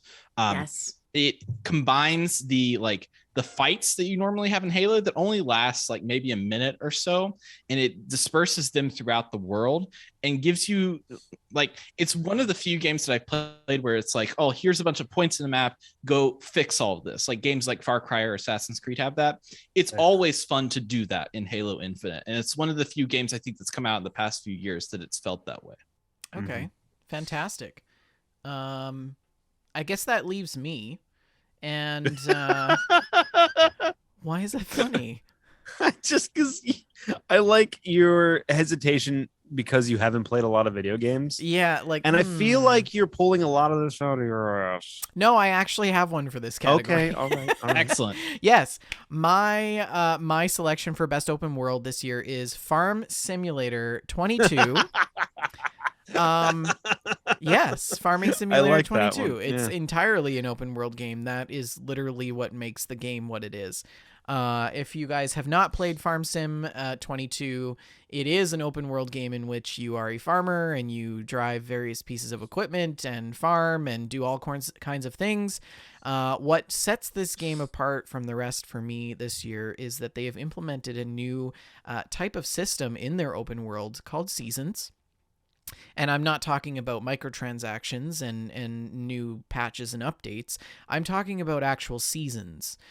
So there is an internal clock in the game that you can set to real time if you want to play an entire year's worth and wait for the seasons. But there is snow, there's winter, there's spring, there's summer, and there's fall. And the leaves change and the crops change, and you've got to plan accordingly. So that was a really nice update. They've added some new maps as well to the game. That has really sort of enriched the gameplay for me, specifically a map called Ellengrat, which you can you live literally in like the Swiss Alps. You're surrounded by 360 degrees of mountains. You can now have your own vineyards, which is super cool. Ooh. So you can grow like grapes and I think oranges as well, and lemons and other things. So that's kind of fun. So I feel like that's this my game choice. is very cathartic. Oh yeah, absolutely. That's why I play it. It's like It's incredibly cathartic. what's that? I can't remember the correct term, but it's like those videos you watch that are highly satisfactory, like somebody's cleaning off something dirty, and as he scrapes away the It dirt, is it the leaves a pressure perfectly clean washer line. of farming. Mhm. Yes. Yeah, it's. I Mhm. feel like it's like that, Mhm. right? It's a completionist. It's Yeah, definitely I for think- completionists. I almost want to play it. It's a lot of It fun. looks so I satisfactory. think you'd enjoy it, Rick. I think you'd enjoy Farm Sim. I think the fact that I would enjoy it kind of scares me. I think you would get bored of it. That's how I felt about Stardew. I felt like it. I don't commit as much time as I would like to because I know it would wreck my life.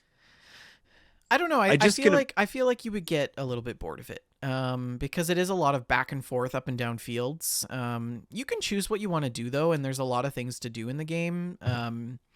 What I find fascinating is all of the different equipment that is required to do what you want to do. Like if you want to grow sugar beets, it's like $1 million investment. You've got to buy like 6 different pieces of equipment that you can't use on any other crop. And there's contracts that you can take. You can do cotton and all kinds of things. I just started a new, an updated map on my server that I have. And I've actually taken to logging. So I'm not actually doing any farming. I'm just logging. So I've been cutting trees for days, and there's so many trees to cut. It's ridiculous. I love Oh, I love it's watching therapeutic. streams of you play because you were so into it and serious about it. You're like, yeah, the yields this year, they might not be up to stack with the other. My output is actually pretty high. If you go back to the books and look at them, I mean, Yeah, and I'm pulling Those up the damn spreadsheets. Beatles got and- my crop. yeah, Yeah, so that's my choice. a really chaotic thing to do, Shalene, and I'm not trying to influence anything, but if you would put your vote towards the farming simulators, then we'd have to roll a dice between Halo and Farm Sim, and just the idea of that is really fantastic. You know what? You know what? I like this type of chaos, and I think we should do it. 10 and below is Halo Infinite, and 11 up is Farm Sim. All right. I am so into this. All right, here we go. It's a 10. Okay, Halo Infinite. Congratulations. Right on the cusp. Right on the cusp. Yeah, I mean, barely. I mean, it was a tight squeeze between the two, so they are both adequate nominations. Type. Yeah, very Adequate, different huh? games, but feel that. What? Feel that role. What incredible praise. Adequate. Okay, next category, best RPG. Okay. So Okay. this is best role playing game, yeah, I mean this fits across a lot of different disciplines and a lot of different video games. It all depends on how you play games themselves. So there really isn't much of a descriptor here, but basically it's a game in which you play a role specifically to fill and develop some sort of story as part of the world. And Shalene, I'll let you start. I played a couple of RPGs this year, and none of them were from 2021. None of them. But Dave has been so kind as to remind me that Disco Elysium: The Final Cut came out on consoles this year, making it qualify for 2021 nominations. And I have played a pretty good chunk of that. And it's one of the best RPGs I've ever played. So Disco Elysium: The Final Cut. Okay. Rick, what about you?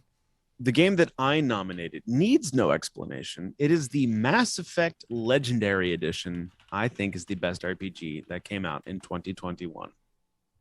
Okay. Finn. Loopholes continue. Loopholes Look. continue. It's a banging RPG. I don't care what anybody says. And what about it makes it banging? It's fucking Mass Effect. I don't need to say anything else. Right. I'll just Mass Effect is amazing. It really, really is. Thank you. That's okay. great. What about you, Dave? Let me tell you something. The hosts on this panel, your assistant failed to mention to me the tricks, the pullovers. I happen to bring a game from 2021, known as Wildermyth. Wildermyth is it was in early access. It came out this year. It is a tactical turn-based RPG. It is most similar to playing Dungeons and Dragons with your friends. The choices that you make as you go throughout there's like set stories that you can do, then there's like randomized content that you can do. And it kind of plays out similar to like XCOM, I would guess, which is how if you've played Dungeons and Dragons before, that's kind of how the combat works. But there are certain decisions that you can make, like with one of my characters, there was a wolf spirit, and it was like, do you want to like be kind of have reverence for the wolf spirit? Do you want to pray to the wolf spirit? Do you want to leave the wolf spirit alone? Well, I prayed to the wolf spirit, and then my character got a wolf head. And then over the course of time, like the campaigns take place over several years. As they got older, this like girl started turning into more of a wolf and became this like wolf character that had like, it started as just like a ranger character, but because of the choices that I made with the story, turned them into something incredibly different. Fascinating. So it's a small game, but I really, it's the closest I've come to, even outside of like Baldur's Gate and all that stuff. It's as closest I've come to playing a game where it feels like I'm playing like Dungeons and Dragons with some friends. It's cool. Great. Thanks for sharing that. I don't know if I really have a game for this category. Farm Simulator. Yeah, for me, it would really be Farm Sim 2022. A close second to that would be lawn mowing sim. So, and lawn mowing sim. Actually, that's going to be my choice. Lawn mowing simulator. Lawnmowers. Yeah, it's a game that dropped this year. And what makes it great is that you are a landscaper and you take it upon yourself to take these contracts, and you mow grass, and you gotta go around people's yards, and you gotta get there and unload your equipment and mow the grass, and you've gotta do it perfectly. If you go too fast in your mower, you're gonna shred the grass, and then your contract, it's a penalty against you. You've got to go around and pick up all the dog toys, because if you drive over those with the mower, they're gonna fly out and break a window. And then you've got to hire employees, and they give you like a resume, and you have to choose based on their qualities and their skills. So yeah, lawn mowing. The simulator. hiring employees was brilliant. I really enjoyed that aspect of the game. Yeah, and you guys helped me hire my first employee. Yes. We chose her because she liked to play video games. Mhm. So, Did but we? she never showed up to work. So, Oh, really? Well, Yeah. she was Probably probably 'cause too she was busy playing video games. so. I mean, you know, this isn't the best hiring squad, maybe, for Lovely. a lawn mowing thing. Excuse me, we are a world-renowned expert panel of media influencers. So You keep telling them I'm that, sorry. then the secret will be out. I'm Hey, you just, know what? I have two phones. I have a real phone and I have a work phone. So put Two that phone together. gang unite. Two phone gang. Same. The only thing I have within arm's reach is rum, guitars, and citrus strip. I think you're living the best life out think- of all of us. I mean, I think Um, that's pretty easy living. Yeah. Yeah. And by the And way, staples. I think I'm willing to throw my vote to Mass Effect Legendary Edition, because Mass Effect is Mass Effect. I'm gonna throw my vote to Disco Elysium because Disco Elysium is a better All you want to game do is roll the than dice. Mass Effect. All you want to do is roll the dice. I'm gonna throw my vote over to Disco Elysium. So Oh. that we can roll the dice. No, I mean, Okay. that's 3 1 to to disco. 10 is Oh. disco, and Oh, it's not. because I threw my vote, Rick. 1 to Yeah. 10 is disco, 11 and up is Mass Effect. Oh goodness. It is a 1. Ooh, okay. Disco Elysium, the final cut is the RPG of Fraud. 2021. Guys- Congratulations. This is a what? Fraud. See, you have me on the show. I break out the dice, and then I start like encouraging some chaos, and then it's just like trash can on fire, and I love it so much. Are Dave you, is the like, best neutral- guess. Are you He's like the neutral best guess. chaotic? Yeah. Oh Yeah, yeah. you are neutral chaotic. Just edging things along to chaos, but not really doing anything bad or good. Yeah. 100%. Yeah. Does Rick not look like he is in a scene of Resident Evil right now? He kind of does. Yes, if he had the hat. It's like This- it's like Lady Dimitrescu's I know little that sister. that's the Titanic. I know. But I like, don't have anything that would represent a I giant just hat. it though. would make it so much better if you had Leonardo DiCaprio at the top of the stairs just waiting for you.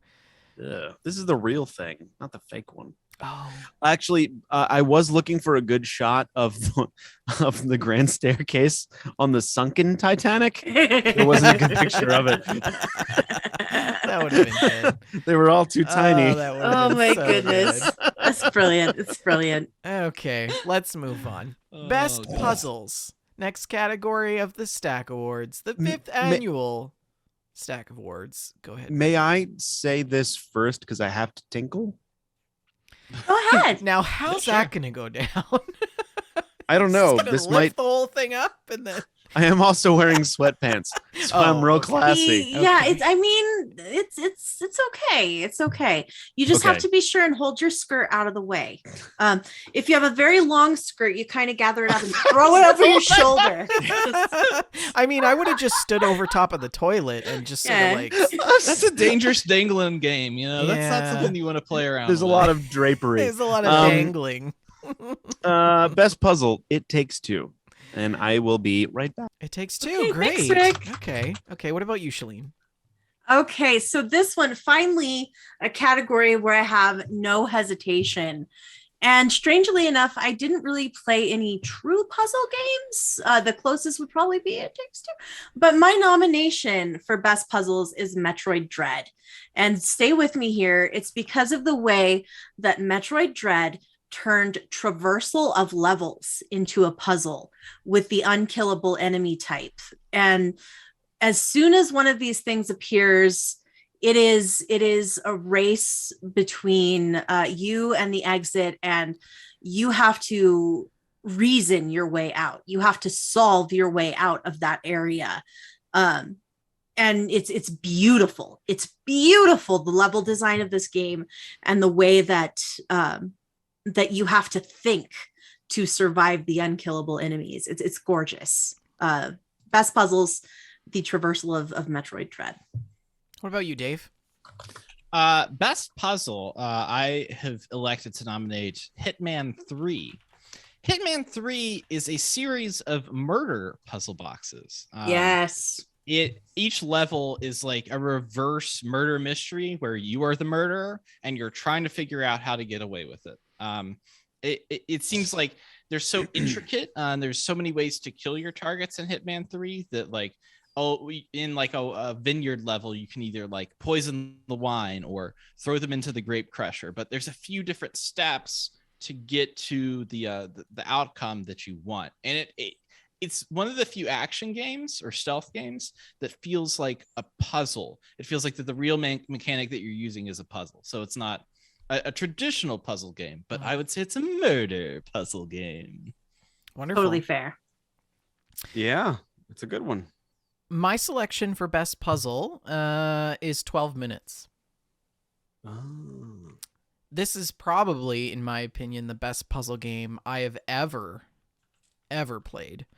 And I don't know if you guys know much about 12 minutes, but basically it's this game where you've got to figure out how to catch this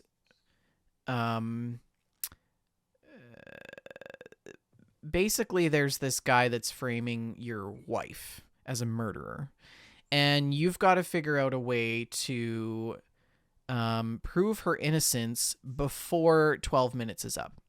And the police officer that shows up at the house turns out to be this corrupt guy. He's breaking and entering, and you've got to figure out a way to sort of like circumvent that. And I literally played it with my friend for like 12 minutes, 6 hours straight. I didn't get anything done that day. It was so ridiculous. It was just like, yeah, it was really good. The puzzles, is that the level of logic and thinking skills that is required in this game is really, really challenging. is that the cop in the video? Yes, yeah. Oh, the Dude, guy, that's Agent 44. Played by Willem Dafoe. yeah. That's friggin' Hitman. Yeah. You can't win against 47, do you mean? Agent 47. 44 was a little 44 was like back in like when you had the Super Nintendo and all the prequels. It's been a long time since I've played any Hitman game, so I apologize for not knowing the number. My favorite Besides, the Hitman game only- was Hitman Go, because you could say Hitman Go. The true Agent 47 is Timothy Oliphant, in my opinion. I mean, we can just like sit here and listen to it, but I'm not gonna take it like that, What? Timothy Oliphant is just a beautiful human being. Timothy Oliphant's great. I don't think he's a hitman. I think he's great as like Justified is a great show. He's Yeah, really but I don't good. know if I would classify him like he's great at doing the Southern accent and smiling, and looking real pretty. Did He looks you real watch pretty. the Santa Clara Diet? Yeah, I did. I thought that was a great show, and it was canceled too soon. I know, it was beautiful. I loved Yeah. it. The blood and the gore. Oh, it's perfect. So Yeah. we've got we've got Rick's nomination for It Takes Two. We've got Shalene's nomination for Metroid, and we've got Dave's nomination for God, what was it? Hitman 3? Hitman 3. Hitman 3. Thank you. And my nomination for 12 minutes. So what do we do? I feel like we're coming up on a 4-way dice roll this time because I'm unwilling to 4-way. change my vote. Me neither.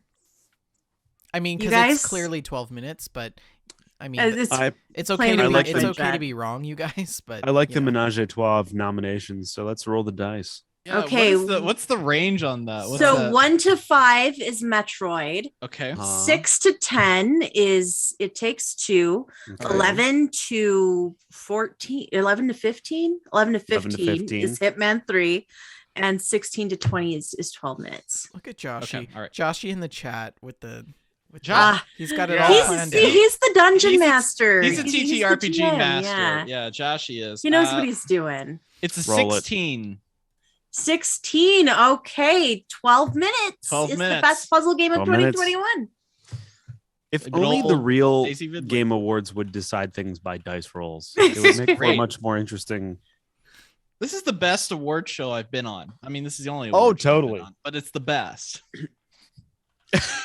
Well, I mean, we are world-renowned. same thing I tell my kid. influencers. I'm sorry. I forget our status as world-renowned media influencers. So, I don't have a third phone, but I mean, I do have a third Chave phone. Dafins has the third Yeah. phone. Third phone. I have 2 phones because the old one died and I bought a new one. So Here's my ring light. You know, a lot of influencers like a ring light. I've got one right here. Mhm.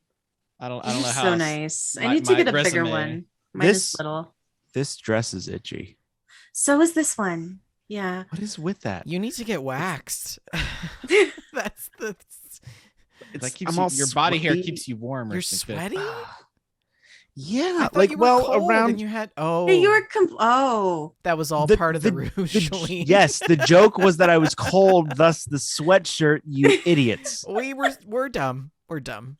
Well, I'm Yeah. actually freezing to death in this ensemble, so I'm just hot. Yeah, you are. Wait. There we go. There we go. What are you doing? You said you're Oh. hot. Using the cursor hands. oh my goodness, you guys. Ooh, doggy. Anyways, Ooh, we doggy. have more categories. We're not done. Just when you hoped Oh, we we're were. not done. Just We're when not you even hoped we halfway were. done. We're not even halfway. Uh, Let's move closer to our halfway mark by jumping into the next category, which is best DLC or expansion. Shalene? I feel like this one is obvious and indisputable.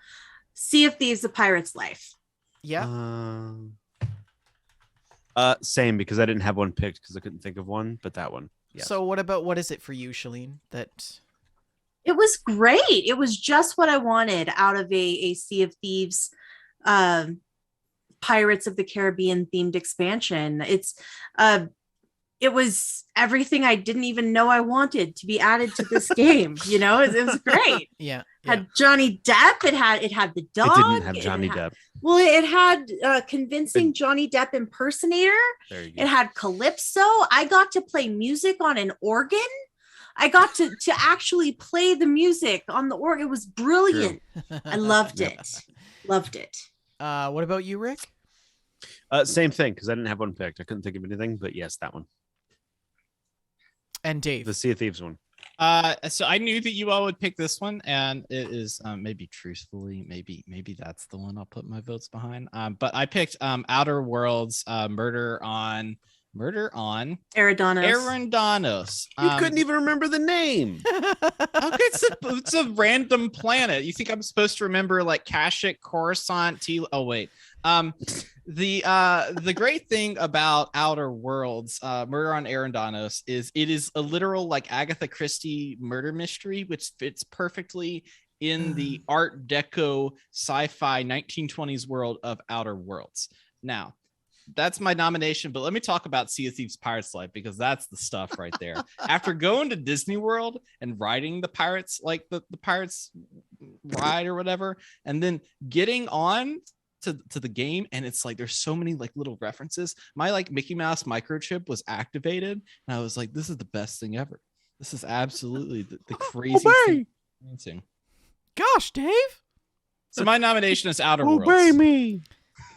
Hey, Cool. Thunder, I what'd you think- I think bring? it's- Absolutely, unequivocally, Sea of Thieves: A Pirate's Life. Best DLC Wow. I've played this year.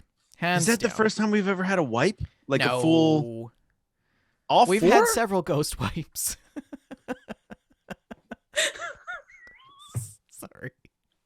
I just couldn't help myself. Well, it is Sea of Thieves: A Pirate's Life. Yes. Yeah, I thought it was fantastic. It Yeah. was so incredibly well done by the entire team over at Rare. I enjoyed it thoroughly. I absolutely want to play through all of those stories again. Mhm. And we had some of the best video game stories to tell by going through that DLC. So Remember the time we left our ship behind and had to go back and get it? yeah, and we did the entire story in a rowboat, 4 of us.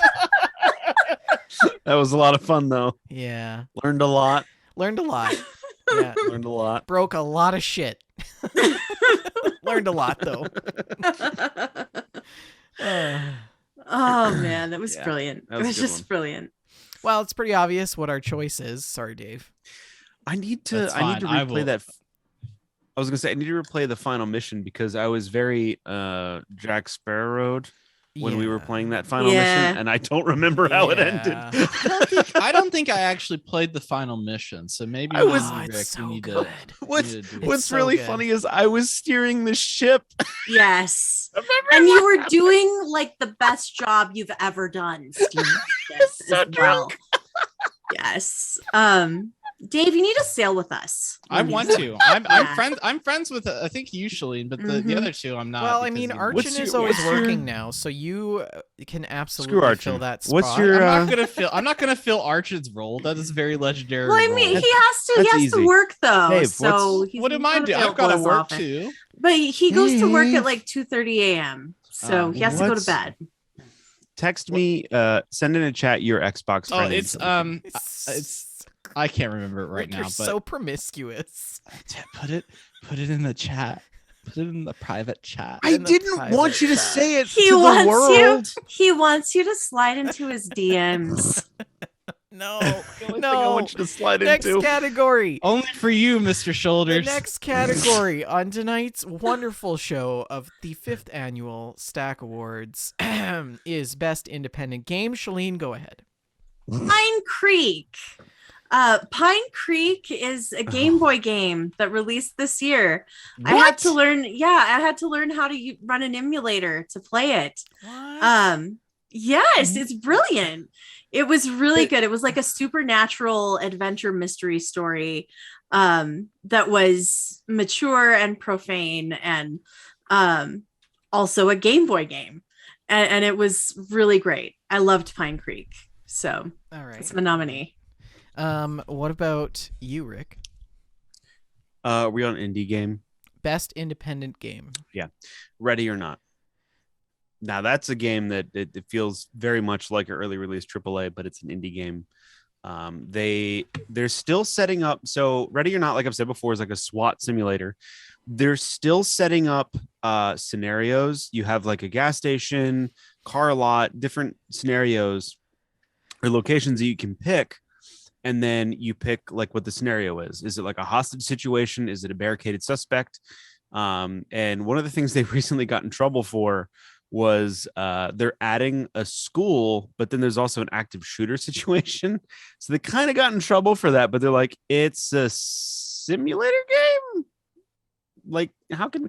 But it's very much a realistic take on real life scenarios as a SWAT team in a fictitious world, or maybe it's LA. I don't know, but it's developed by an indie company and it feels really good. So that's my nominee. Wonderful. Cool. Dave, what about you? My nomination for Best Independent Game is The Forgotten City. Good one. Good It one. originally started as a Skyrim mod project it's one of those time loop games. But the transition over to Greek mythology made it so that the world was so contained. It was incredibly interesting to experience. I actually played this really strangely and took turns with me and my wife, like controlling it and just like going through. And it was one of the best experiences I've had playing a game where it's like, I want to do everything. I want to know what happens if I do X or Y. I think talking about it in too much detail is spoilery, but the premise is essentially that you're in a city that's in ancient Rome, actually. And there is a golden rule that you can't kill or commit a sin. And if you do, the statues will awaken and turn everyone into gold. And just like playing with that concept, playing with mythology, playing with like the philosophy of it, made it one of my best independent games. And it was made by a guy that was a lawyer for like a video game We company. talked about him on the last episode of Gamestack. Did you? Okay. Yeah, it's fantastic. I love it. Yeah, he was like a lawyer, and then he decided to just like quit his job and go into video game development, and that's his story, which I think is kind of cool, because obviously that's not a career that would be an easy choice to leave. Being a lawyer is, you know, very influential and probably very high paying, and you know, there's a lot of different levels of sacrifice. So it's cool to see that somebody loves what they do that much to make that career change.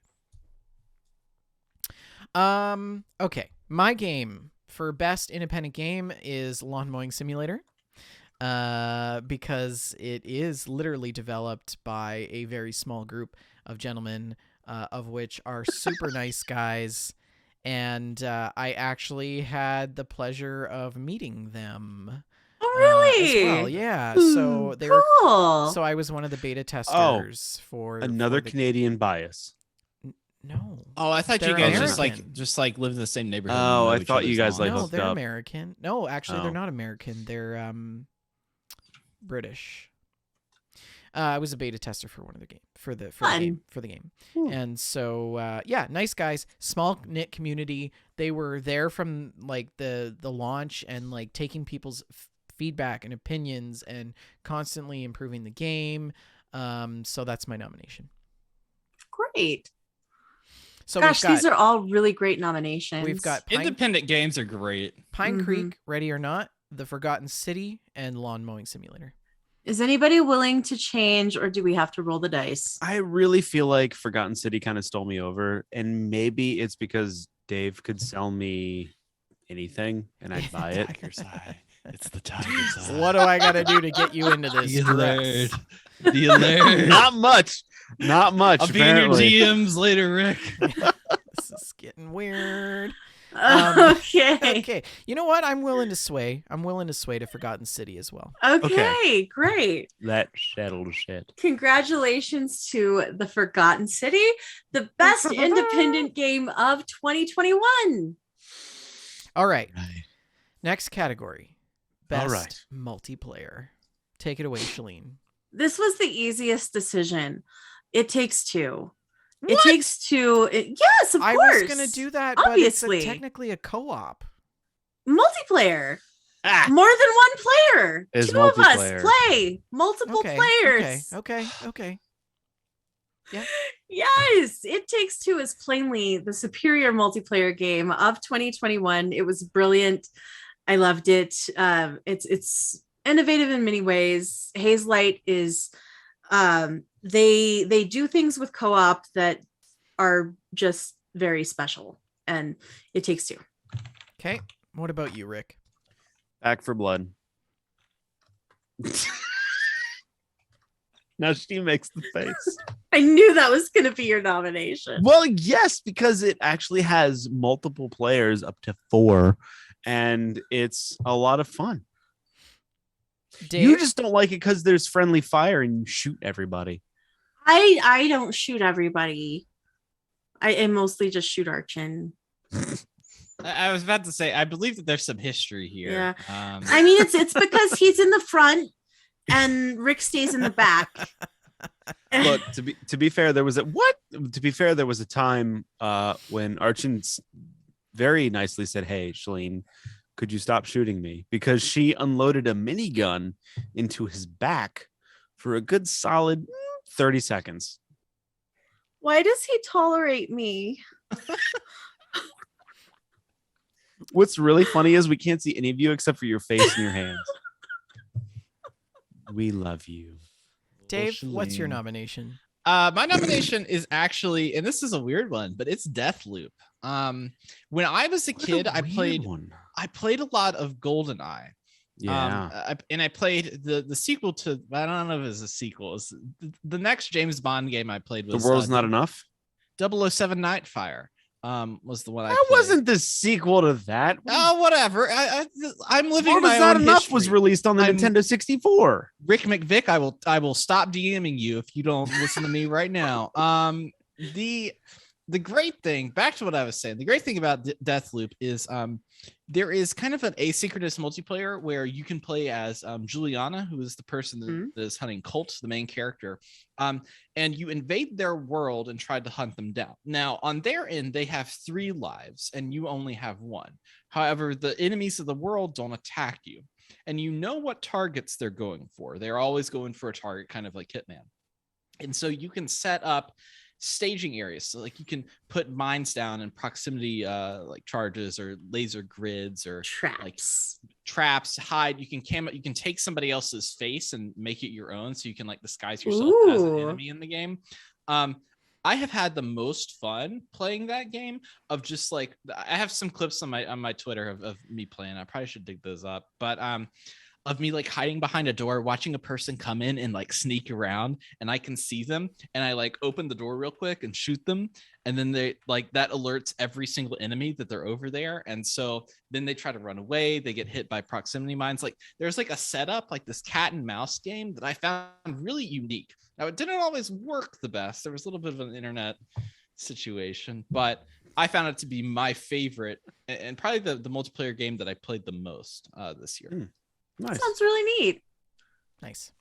Under your mute. Okay. My selection is best multiplayer. Is this the category? Yes. Okay, this might sound a little bit weird, but it's American Truck Sim / Euro Truck Sim. And I know that these games have been out for many, many years, but it's the fact that they moved to a multiplayer mode. So, all right, that's what makes it the best multiplayer. And it's totally biased because I've been waiting for this for like 5 years. And everybody has been waiting for a multiplayer mode in Truck Sim, either ATS or ETS. We've been using Truckers MP, which is Truckers Multiplayer, which is an absolutely terrible attempt at a multiplayer. Like it's so greavy, and like there's like people with like van caravans that like knock you over, and there's no actual real AI traffic. It's just awful. ATS and ETS took it upon themselves to build a multiplayer universe, which includes really good synchronicity in the game that you play with others. Right. So like if all 4 of us were doing a convoy and we wanted to drive, I don't know, beans down to wherever, we would join on our own games, join the multiplayer session, and then start the convoy. We'd be able to see our trucks, the designs that we have on our trucks, but then also we would see the exact same traffic in each of our games. Like if a white car drove by, it would be a white car that drove by in all of our screens. Why's it gotta be a white car? And then like if it rained, we would all experience rain. If it was nighttime, it would get dark for all of us. Like the time would sync, which is really hard to do in a multiplayer game when you have 4 different instances of the same game kind of working all together. And so they did a really good job of that, I thought. Yeah. I feel you. I like doing that with probably not to the level of scale that Euro Truck Sim is, but with Snow Runner was big into that for a little bit, and that kind of had where you could like open up the world, and it was like the 4 other people, I think, but you all shared like one person's world. Snow Runner's a lot of fun. I like that. Yeah. I'm a Jeep boy. I like getting in mud and getting my winch out, You West Sorry, Virginian. that was pretty over the top. I'm not really like that, even though I do drive a Jeep. Well, I like getting in some mud. Okay. So how do we choose? It Takes Two, Back for Blood, Deathloop, American Truck Sim. Let's roll the dice. Roll the dice. Roll the dice. Okay. What are? I don't know. We'll just go in order of what it's written. right. Roll the dice, and I'll tell you what one. It's a 5. Okay, that's number 1. It Takes Two. Woo. Best multiplayer Hey, that's game a of great multiplayer 2021. game. All right, next category, best old game. These are games that are not released in 2021 that we played this year. Shalene? I am going to throw my vote over to Undertale, which is an old game that I had so much fun playing this year. So, Undertale. Okay. Rick? This kind of counts, but Mass Effect Legendary Edition, because technically it didn't come out this year, but kind of did. Okay. What about you, Okay. Dave? Tyranny. Tyranny is a game made by Obsidian. Tyranny is a CRPG game where I just played it this year. It is kind of like I don't know, like Divinity: Original Sin or Pillars of Eternity, Baldur's Gate, that kind of stuff. It's in that style. But you were the bad guy. You were being sent to like enslave a populace, and from like a role-playing standpoint, where like you're the Darth Vader, it's really interesting because your decisions never like are good. Like in most, like in Mass Effect is a great thing. It's like you can be renegade, but like sometimes you're just like, I want to be the paragon. Like I want to be the hero of the day. Yeah. In Tyranny, you can't do that. Like that is just not your character. And so you have to fill the role of like, okay, do you want it to be like a lawful evil, or do you want like a chaotic evil? Like what kind of evil are you going to be? That game playing that got me started on this like Obsidian kick of just like playing Obsidian games. It's like, this is really cool writing and a really cool world. And a lot of Obsidian games are like that, where they take a property and they're like, okay, but what if we flip it on its head a little bit? So that was my favorite old game. That's great. Right. My selection, best old game would have to be Hard Space Shipbreaker. Oh, that one's good too. Oh, you've been a fan of that game for a while now. Yes. Well, this 2021 was the first year in which I played it. But it came out in 2020, and I was sort of sitting on it for a while, and then I bought it this past year, and it was very therapeutic.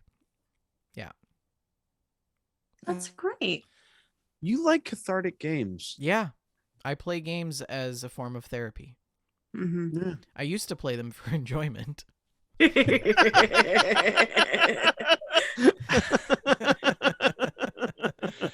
So who wins? I think Hard Space is going to come out on consoles maybe next year. Oh, it would be so good on controller. I really want to play that. I think I'm gonna put my vote to but it would be Shalene really played good in Undertale. VR.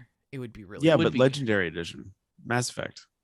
I like Mass Effect. You love Mass Effect, But Undertale, though. But but you love Mass Effect. Roll the dice. No. I'm gonna say Undertale because everyone should play Undertale. Everyone should play Undertale. Yes, I agree. It's not super long. Take a little time. It's very inexpensive. Play Undertale. Yeah. Well, congratulations, creators of Undertale. You have Toby won Fox. the Toby Fox. Stack Award for One best dude? old game. Mm-hmm. Dang. Next category, biggest surprise. These are games in which we've played that have shocked us. Shocked, I tell you, in 2020. Shocked. Biggest surprise for you, Shalene? Okay, I did a bit of an unorthodox answer for this one. Okay. Catholic answer? I was For like, me, the biggest surprise of 2021 is that I still can't buy a darn PS5. That doesn't count. It counts. That's the biggest surprise, the biggest gaming surprise of 2021. Our If loopholes you are rather legitimately large. want help, I can offer you help. I know how to do it. Okay, let's do it, Dave. Okay. I want a PS5. All right. But you gotta be, here's the thing, you gotta be in my beck and call because it's like, stuff gets ready in the hot zone. You gotta be like Okay. ready to catch fire. Clean. See, I've been Venmo- trying. Venmo, Dave, or Shava, whatever Don't the hell do we're that. calling him. You will be Venmo disappointed. him money so that as soon Shave as he Dave. gets it, he can just buy it. What is it? Chave Dafins. Shave. Yeah, Venmo Just- Chave Daphins. Yeah. Yeah, just Venmo Chave Davins. However much it costs to buy a PS5, and then when he's ready, just snap it up. Okay. Yeah, That's how I got my let's do this, 3070. Dave. We will talk. All right, talk. we'll talk. Okay, We'll get Rick, it together. Rick, what is your choice? My biggest surprise was Resident Evil 4 VR. Now, when this was announced, I was not really sure how an over-the-shoulder cam action game was going to navigate to VR, especially when Facebook was behind it. Right. And So this on the Rift or the Oculus? it's on the Oculus Rift. It's on the Oculus Rift 2. It is so much fun to play. And they did such a good job with implementing the way that the game controls with the first person VR aspect of it. It was a little jarring at first because I used to be so good at that game. There was a point where I was playing it on the hardest difficulty with a no damage playthrough, and I got halfway through the game before taking any damage whatsoever. And playing it in this version was just so different, and you could see things differently. It was a lot of fun. So I need to stream that at some point, but it's that game was my biggest surprise when I got the Oculus Quest and I saw Resident Evil 4 was on there, which Resident Evil 4 is my favorite Resident Evil. I was like, I gotta buy it and play it, and it's worth it. So there you go. What about you, Dave? Inscription is my biggest surprise of 2021. I'm not normally a big card game player. I got into Gwent in The Witcher 3 when I played that, but like outside of like people were big into Slay the Spire, people were big into Driftlands. You know, you have like what's that big one? The Hearts of Stone, the Blizzard one. You know, Magic the Gathering. Hearthstone. Hearthstone. I played Hearthstone for a while. I have never played a card game, and people are like, you got to play Inscription. You got to play Inscription. It's really interesting. And I got just like really into this card game in Inscription. And I even surprised myself of how into it I was, where it was all like, the beginning of the game is a lot of just animals, and it's like, here's like a small stoat, here is a raven, and you're just like fighting animals, like regular animals against animals. It really surprised me. Did you say stoat? Yeah, a stoat is a small weasel. Of course you know what that is. Yeah, a stoat is a small weasel. It's very astute of you. Nice. My dog looks like a stoat. It looks like a weasel with a dog face. That's kind of what my dog looks like. So I'm very familiar with weasels. Did you all have pet ferrets? That's a fun thing to do. They smell bad, but they're pretty fun. I always wanted a pet ferret because the idea of something that stole from me was fantastic. Yeah. But I decided to have a mouse instead. My friend had a pet ferret that had type 1 diabetes. He had to give him like insulin. Oh no! Strange. Yeah, apparently. Little guy. How did they learn that the ferret has diabetes? I know. I don't know. Like he was getting his physical before he tried out for the basketball team. I don't. What kind of vet knows that? Like, you've got to be good a really one, I gifted guess. Vet. Yeah. Anyways, what were we? Inscription. Bender, what was your biggest surprise? Biggest surprise for me was Gas Station Simulator. I don't know if you guys have played this, but it's like well, at the time it was free on Steam, so of course I'm gonna pick it up. And I got it and I started playing it, and then like 6 hours later I'm still like cleaning my gas station and getting it ready to open, and I got customers coming and it's all exciting, and it was really good. And there's like mini games in it too. There's an RC racetrack in the back behind the gas station because you live off the interstate in the middle of nowhere. So what else are you going to do with your time, right? So yeah, it's a lot of fun. I enjoyed it. Biggest surprise. I for Christmas I was looking at games to buy you both, but I couldn't come up with any because one, I knew if anything I bought Shalene, she would never play. And two, with Vendor, I was trying to find the most ridiculous, mundane simulator game I could find, and I just couldn't think of anything. I think next year for Christmas, we have to gift each other a game that like none of us would play, that like you think that we wouldn't play, and then we have to play it. Yes, we have to like Leisure make a Suit pact Larry to for play. Vendor. Yeah. Like, all the Sims I could think of would actually be fun, like Plumbing Simulator. Like that's just the Simulators are mini so game much from fun. BioShock at that Mhm. point. Like, Sims are so much fun. I loved that mini game. All right, so we've got can't buy a damn PS5. Resident Evil 4 VR, Inscription, and Gas Station Simulator. Yes. How do we I'm choose? gonna throw my money on can't buy a damn PS5 because that is surprising to me. That's surprising to me. I think I that's a have big tried too. I have tried. and I believe you. I'm not. I believe you. It's surprising though. Mhm. Okay. So I guess the biggest the Stack Award for biggest surprise goes to Sony for Hey, it's representative It of goes the supply to chain issues that we have in North yes. America. Goes to the stupid shortage of computer chips. All right, next category. This is a special category, and it is the game that helped you survive 2021. As we all know, this is Pandemic Part 2 or 3. I'm not quite sure. We've lost count I at think this it's point. season 3 of Pandemic. Yeah. that we're Yeah, in. season 3. Hopefully, we do some character development. And, Omicron Percy 8 is Shalene, where we're at. Shalene, what's your nomination? My nomination is Fallout 76, specifically the homework assignments for the seasons. Having a checklist of things to come home and do helped me feel like I had some control of my life. Yeah, and you played quite a bit of it this year. I did. Okay, what about you, Rick? My boobs itch. Kingdom Come Deliverance. Okay. That was a lot of fun to play through. I need to finish it.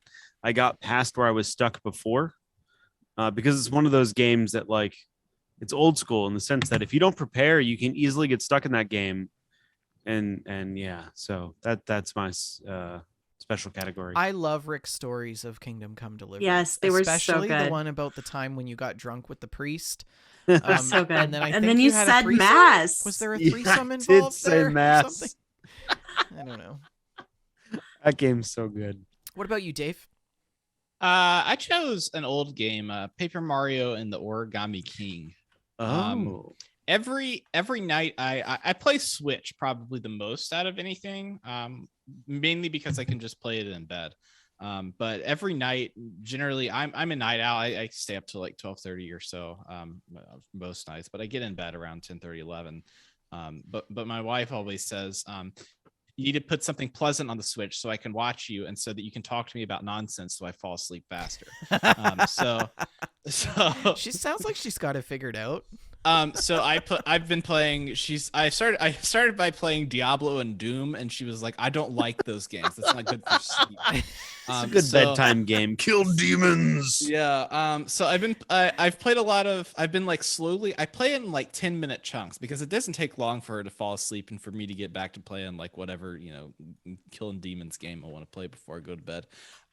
But Paper Mario and the Origami King is really delightful. It's very humorous. It's an RPG that is Paper Mario, but what if there was an evil origami thing happening and everyone got folded?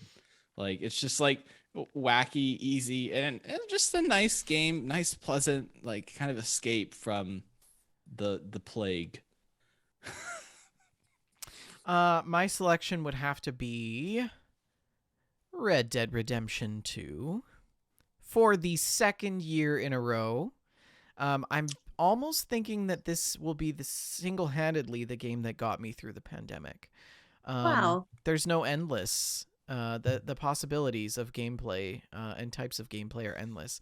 I've now morphed into role playing in Red Dead, and I'm playing a fur trapper, and I'm trying to complete the massive list of clothing items that you can make with furs and stuff like that. So those freaking challenges are so hard. They're super hard, and I am not fast traveling at all.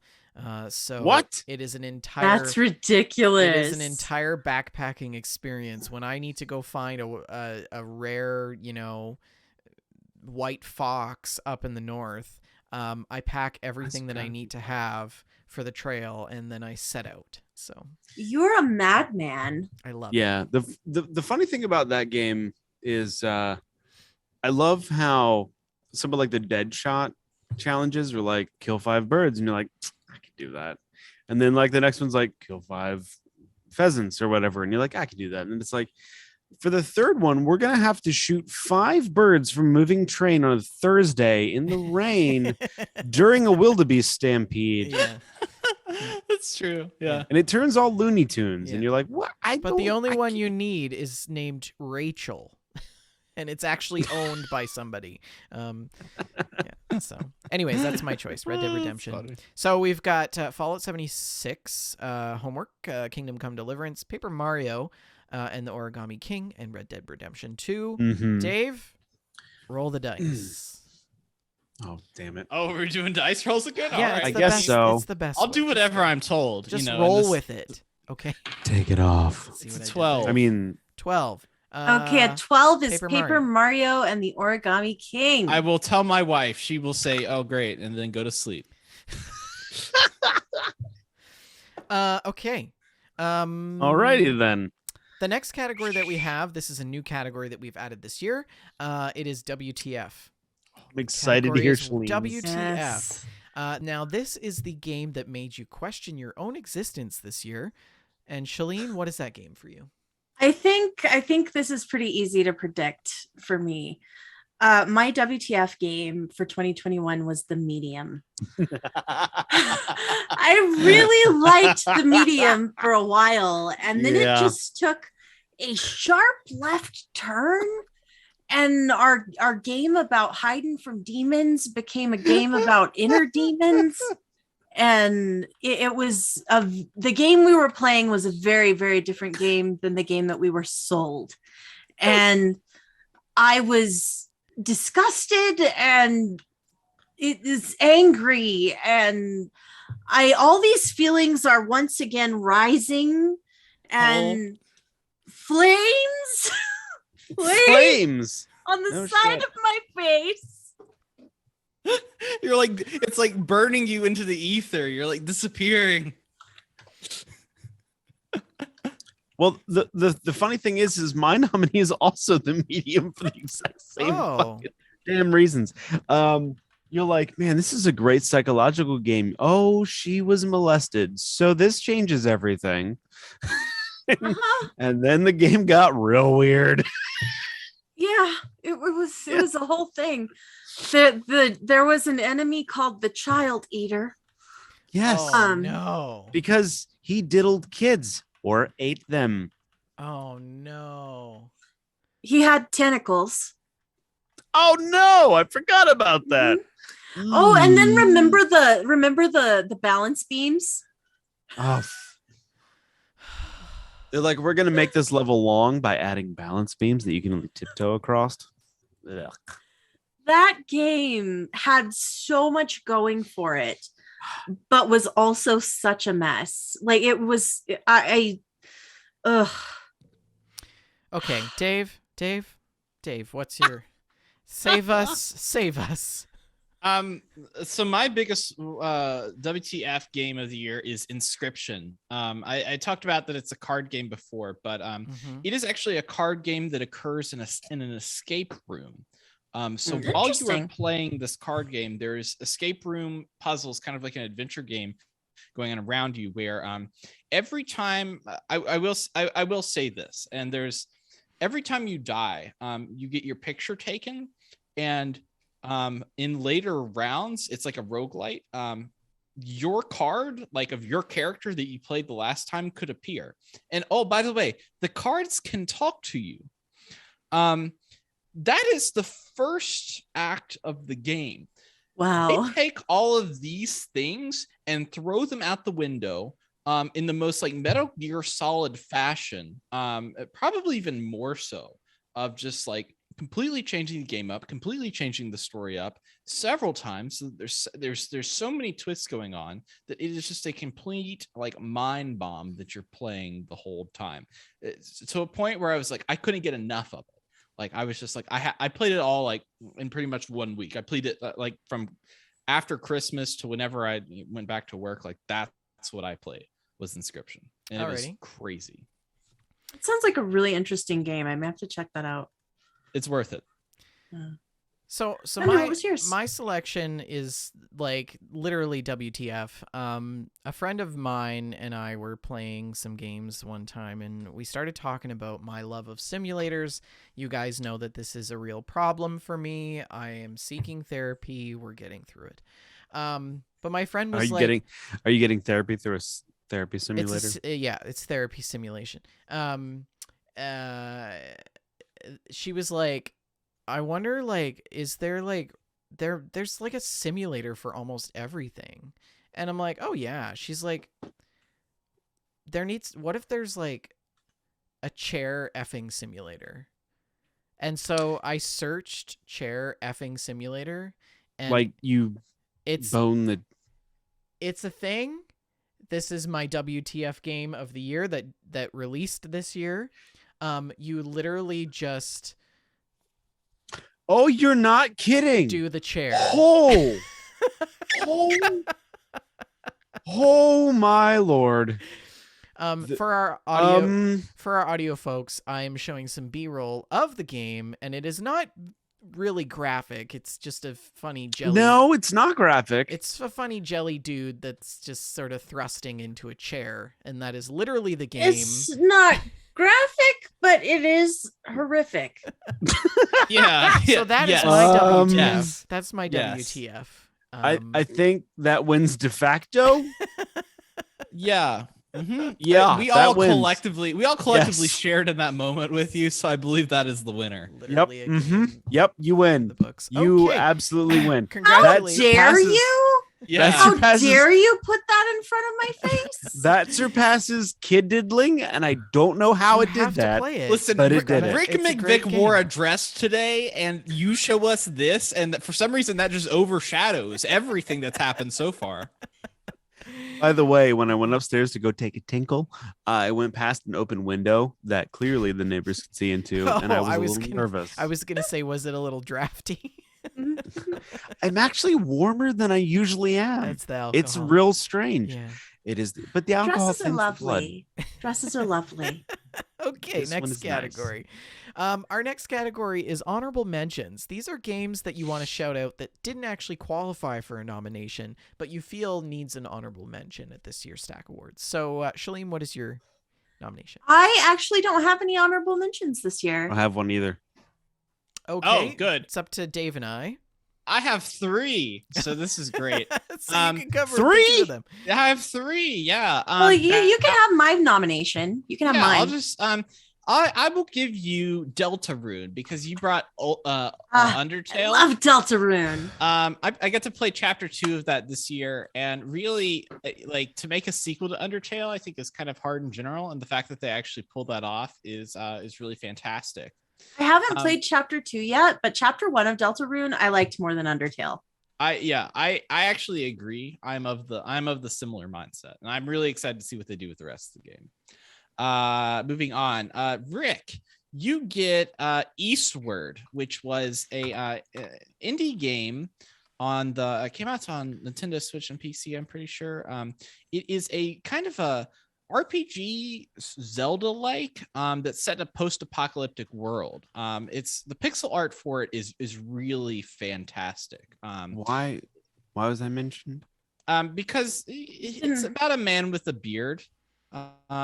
And you're a man with a beard. Well, not that's tonight. my nomination Tonight, for you.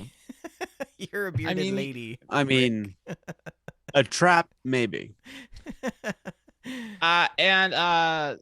My last one is Bowser's Fury, which is the add-on for the re-release of Super Mario 3D World. That was just like an Ooh. extra Mario game. Mhm. That was it really felt like its own Mario, like 3D Mario game on itself. Set on an island where you're collecting cat shines, and wearing cat suits. It's not it's a cat lady sim.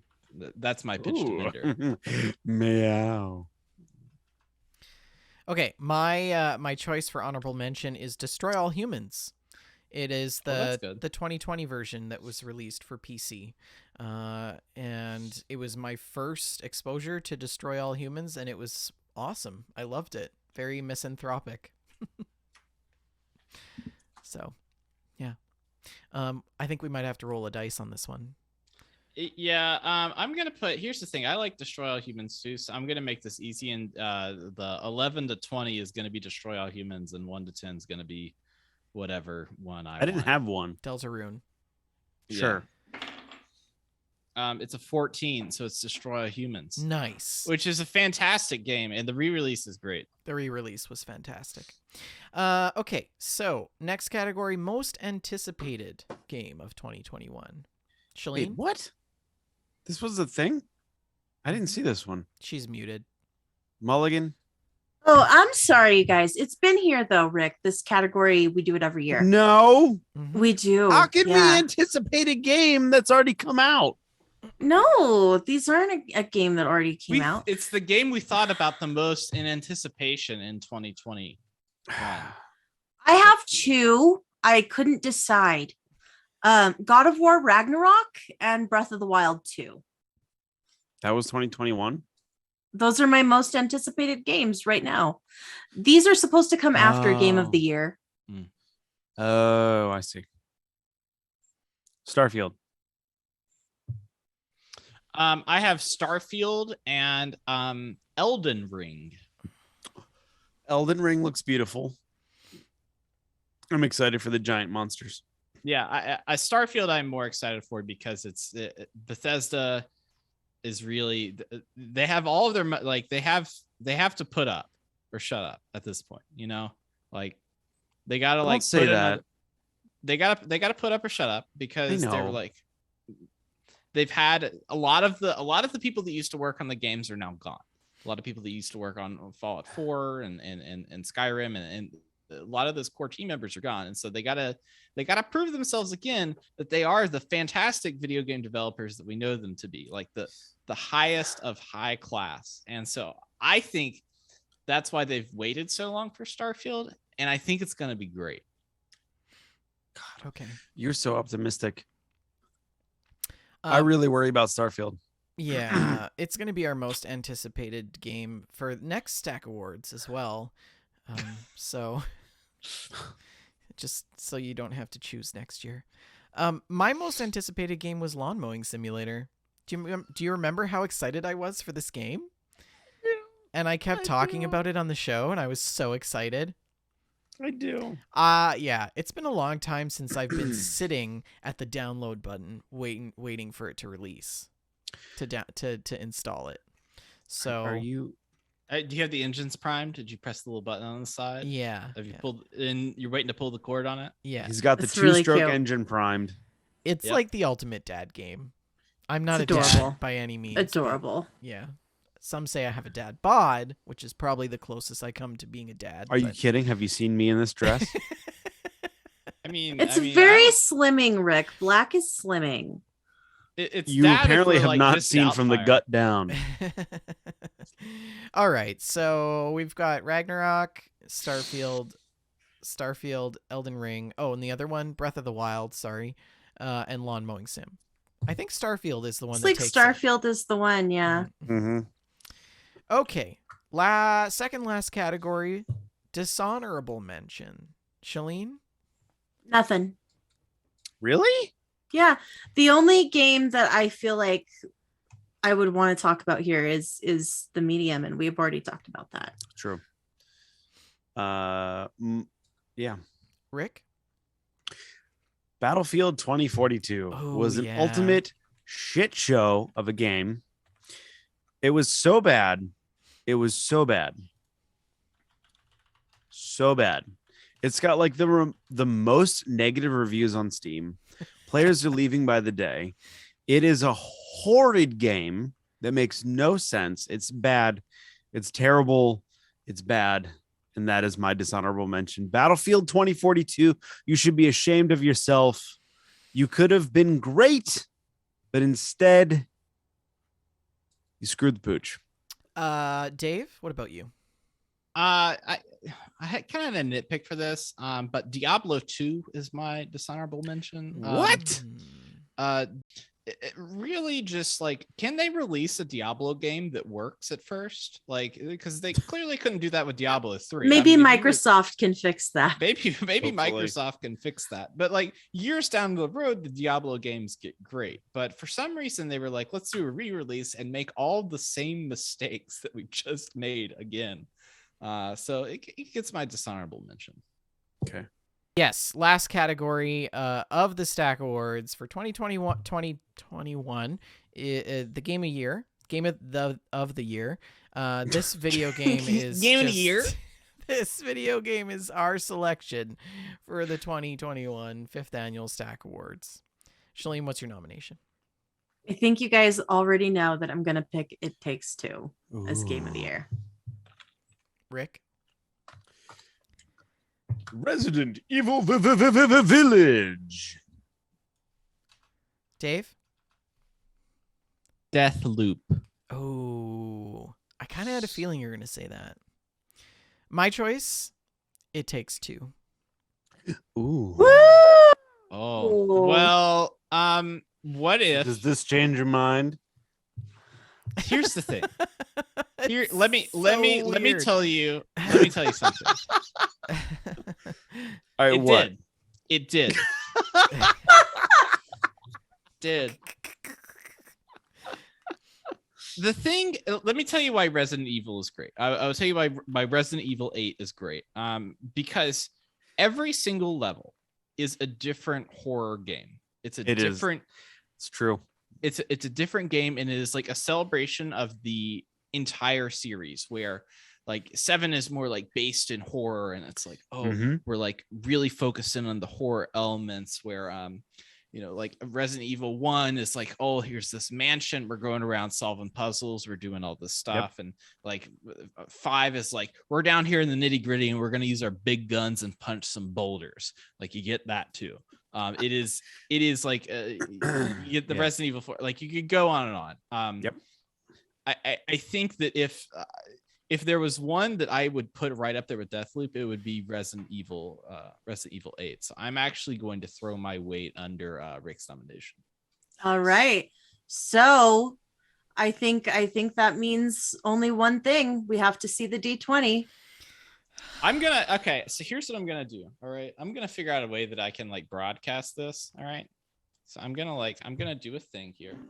You get to see the floor of my office. So This I is would just like to point out that your office has a fireplace, and you need you need to turn this thing into a personal library with a tufted leather chair, so you can wear a smoker's jacket and velvet slippers. I live in a 100-year-old house. From like the 1910s, so every place has a fireplace. Can I come live with you?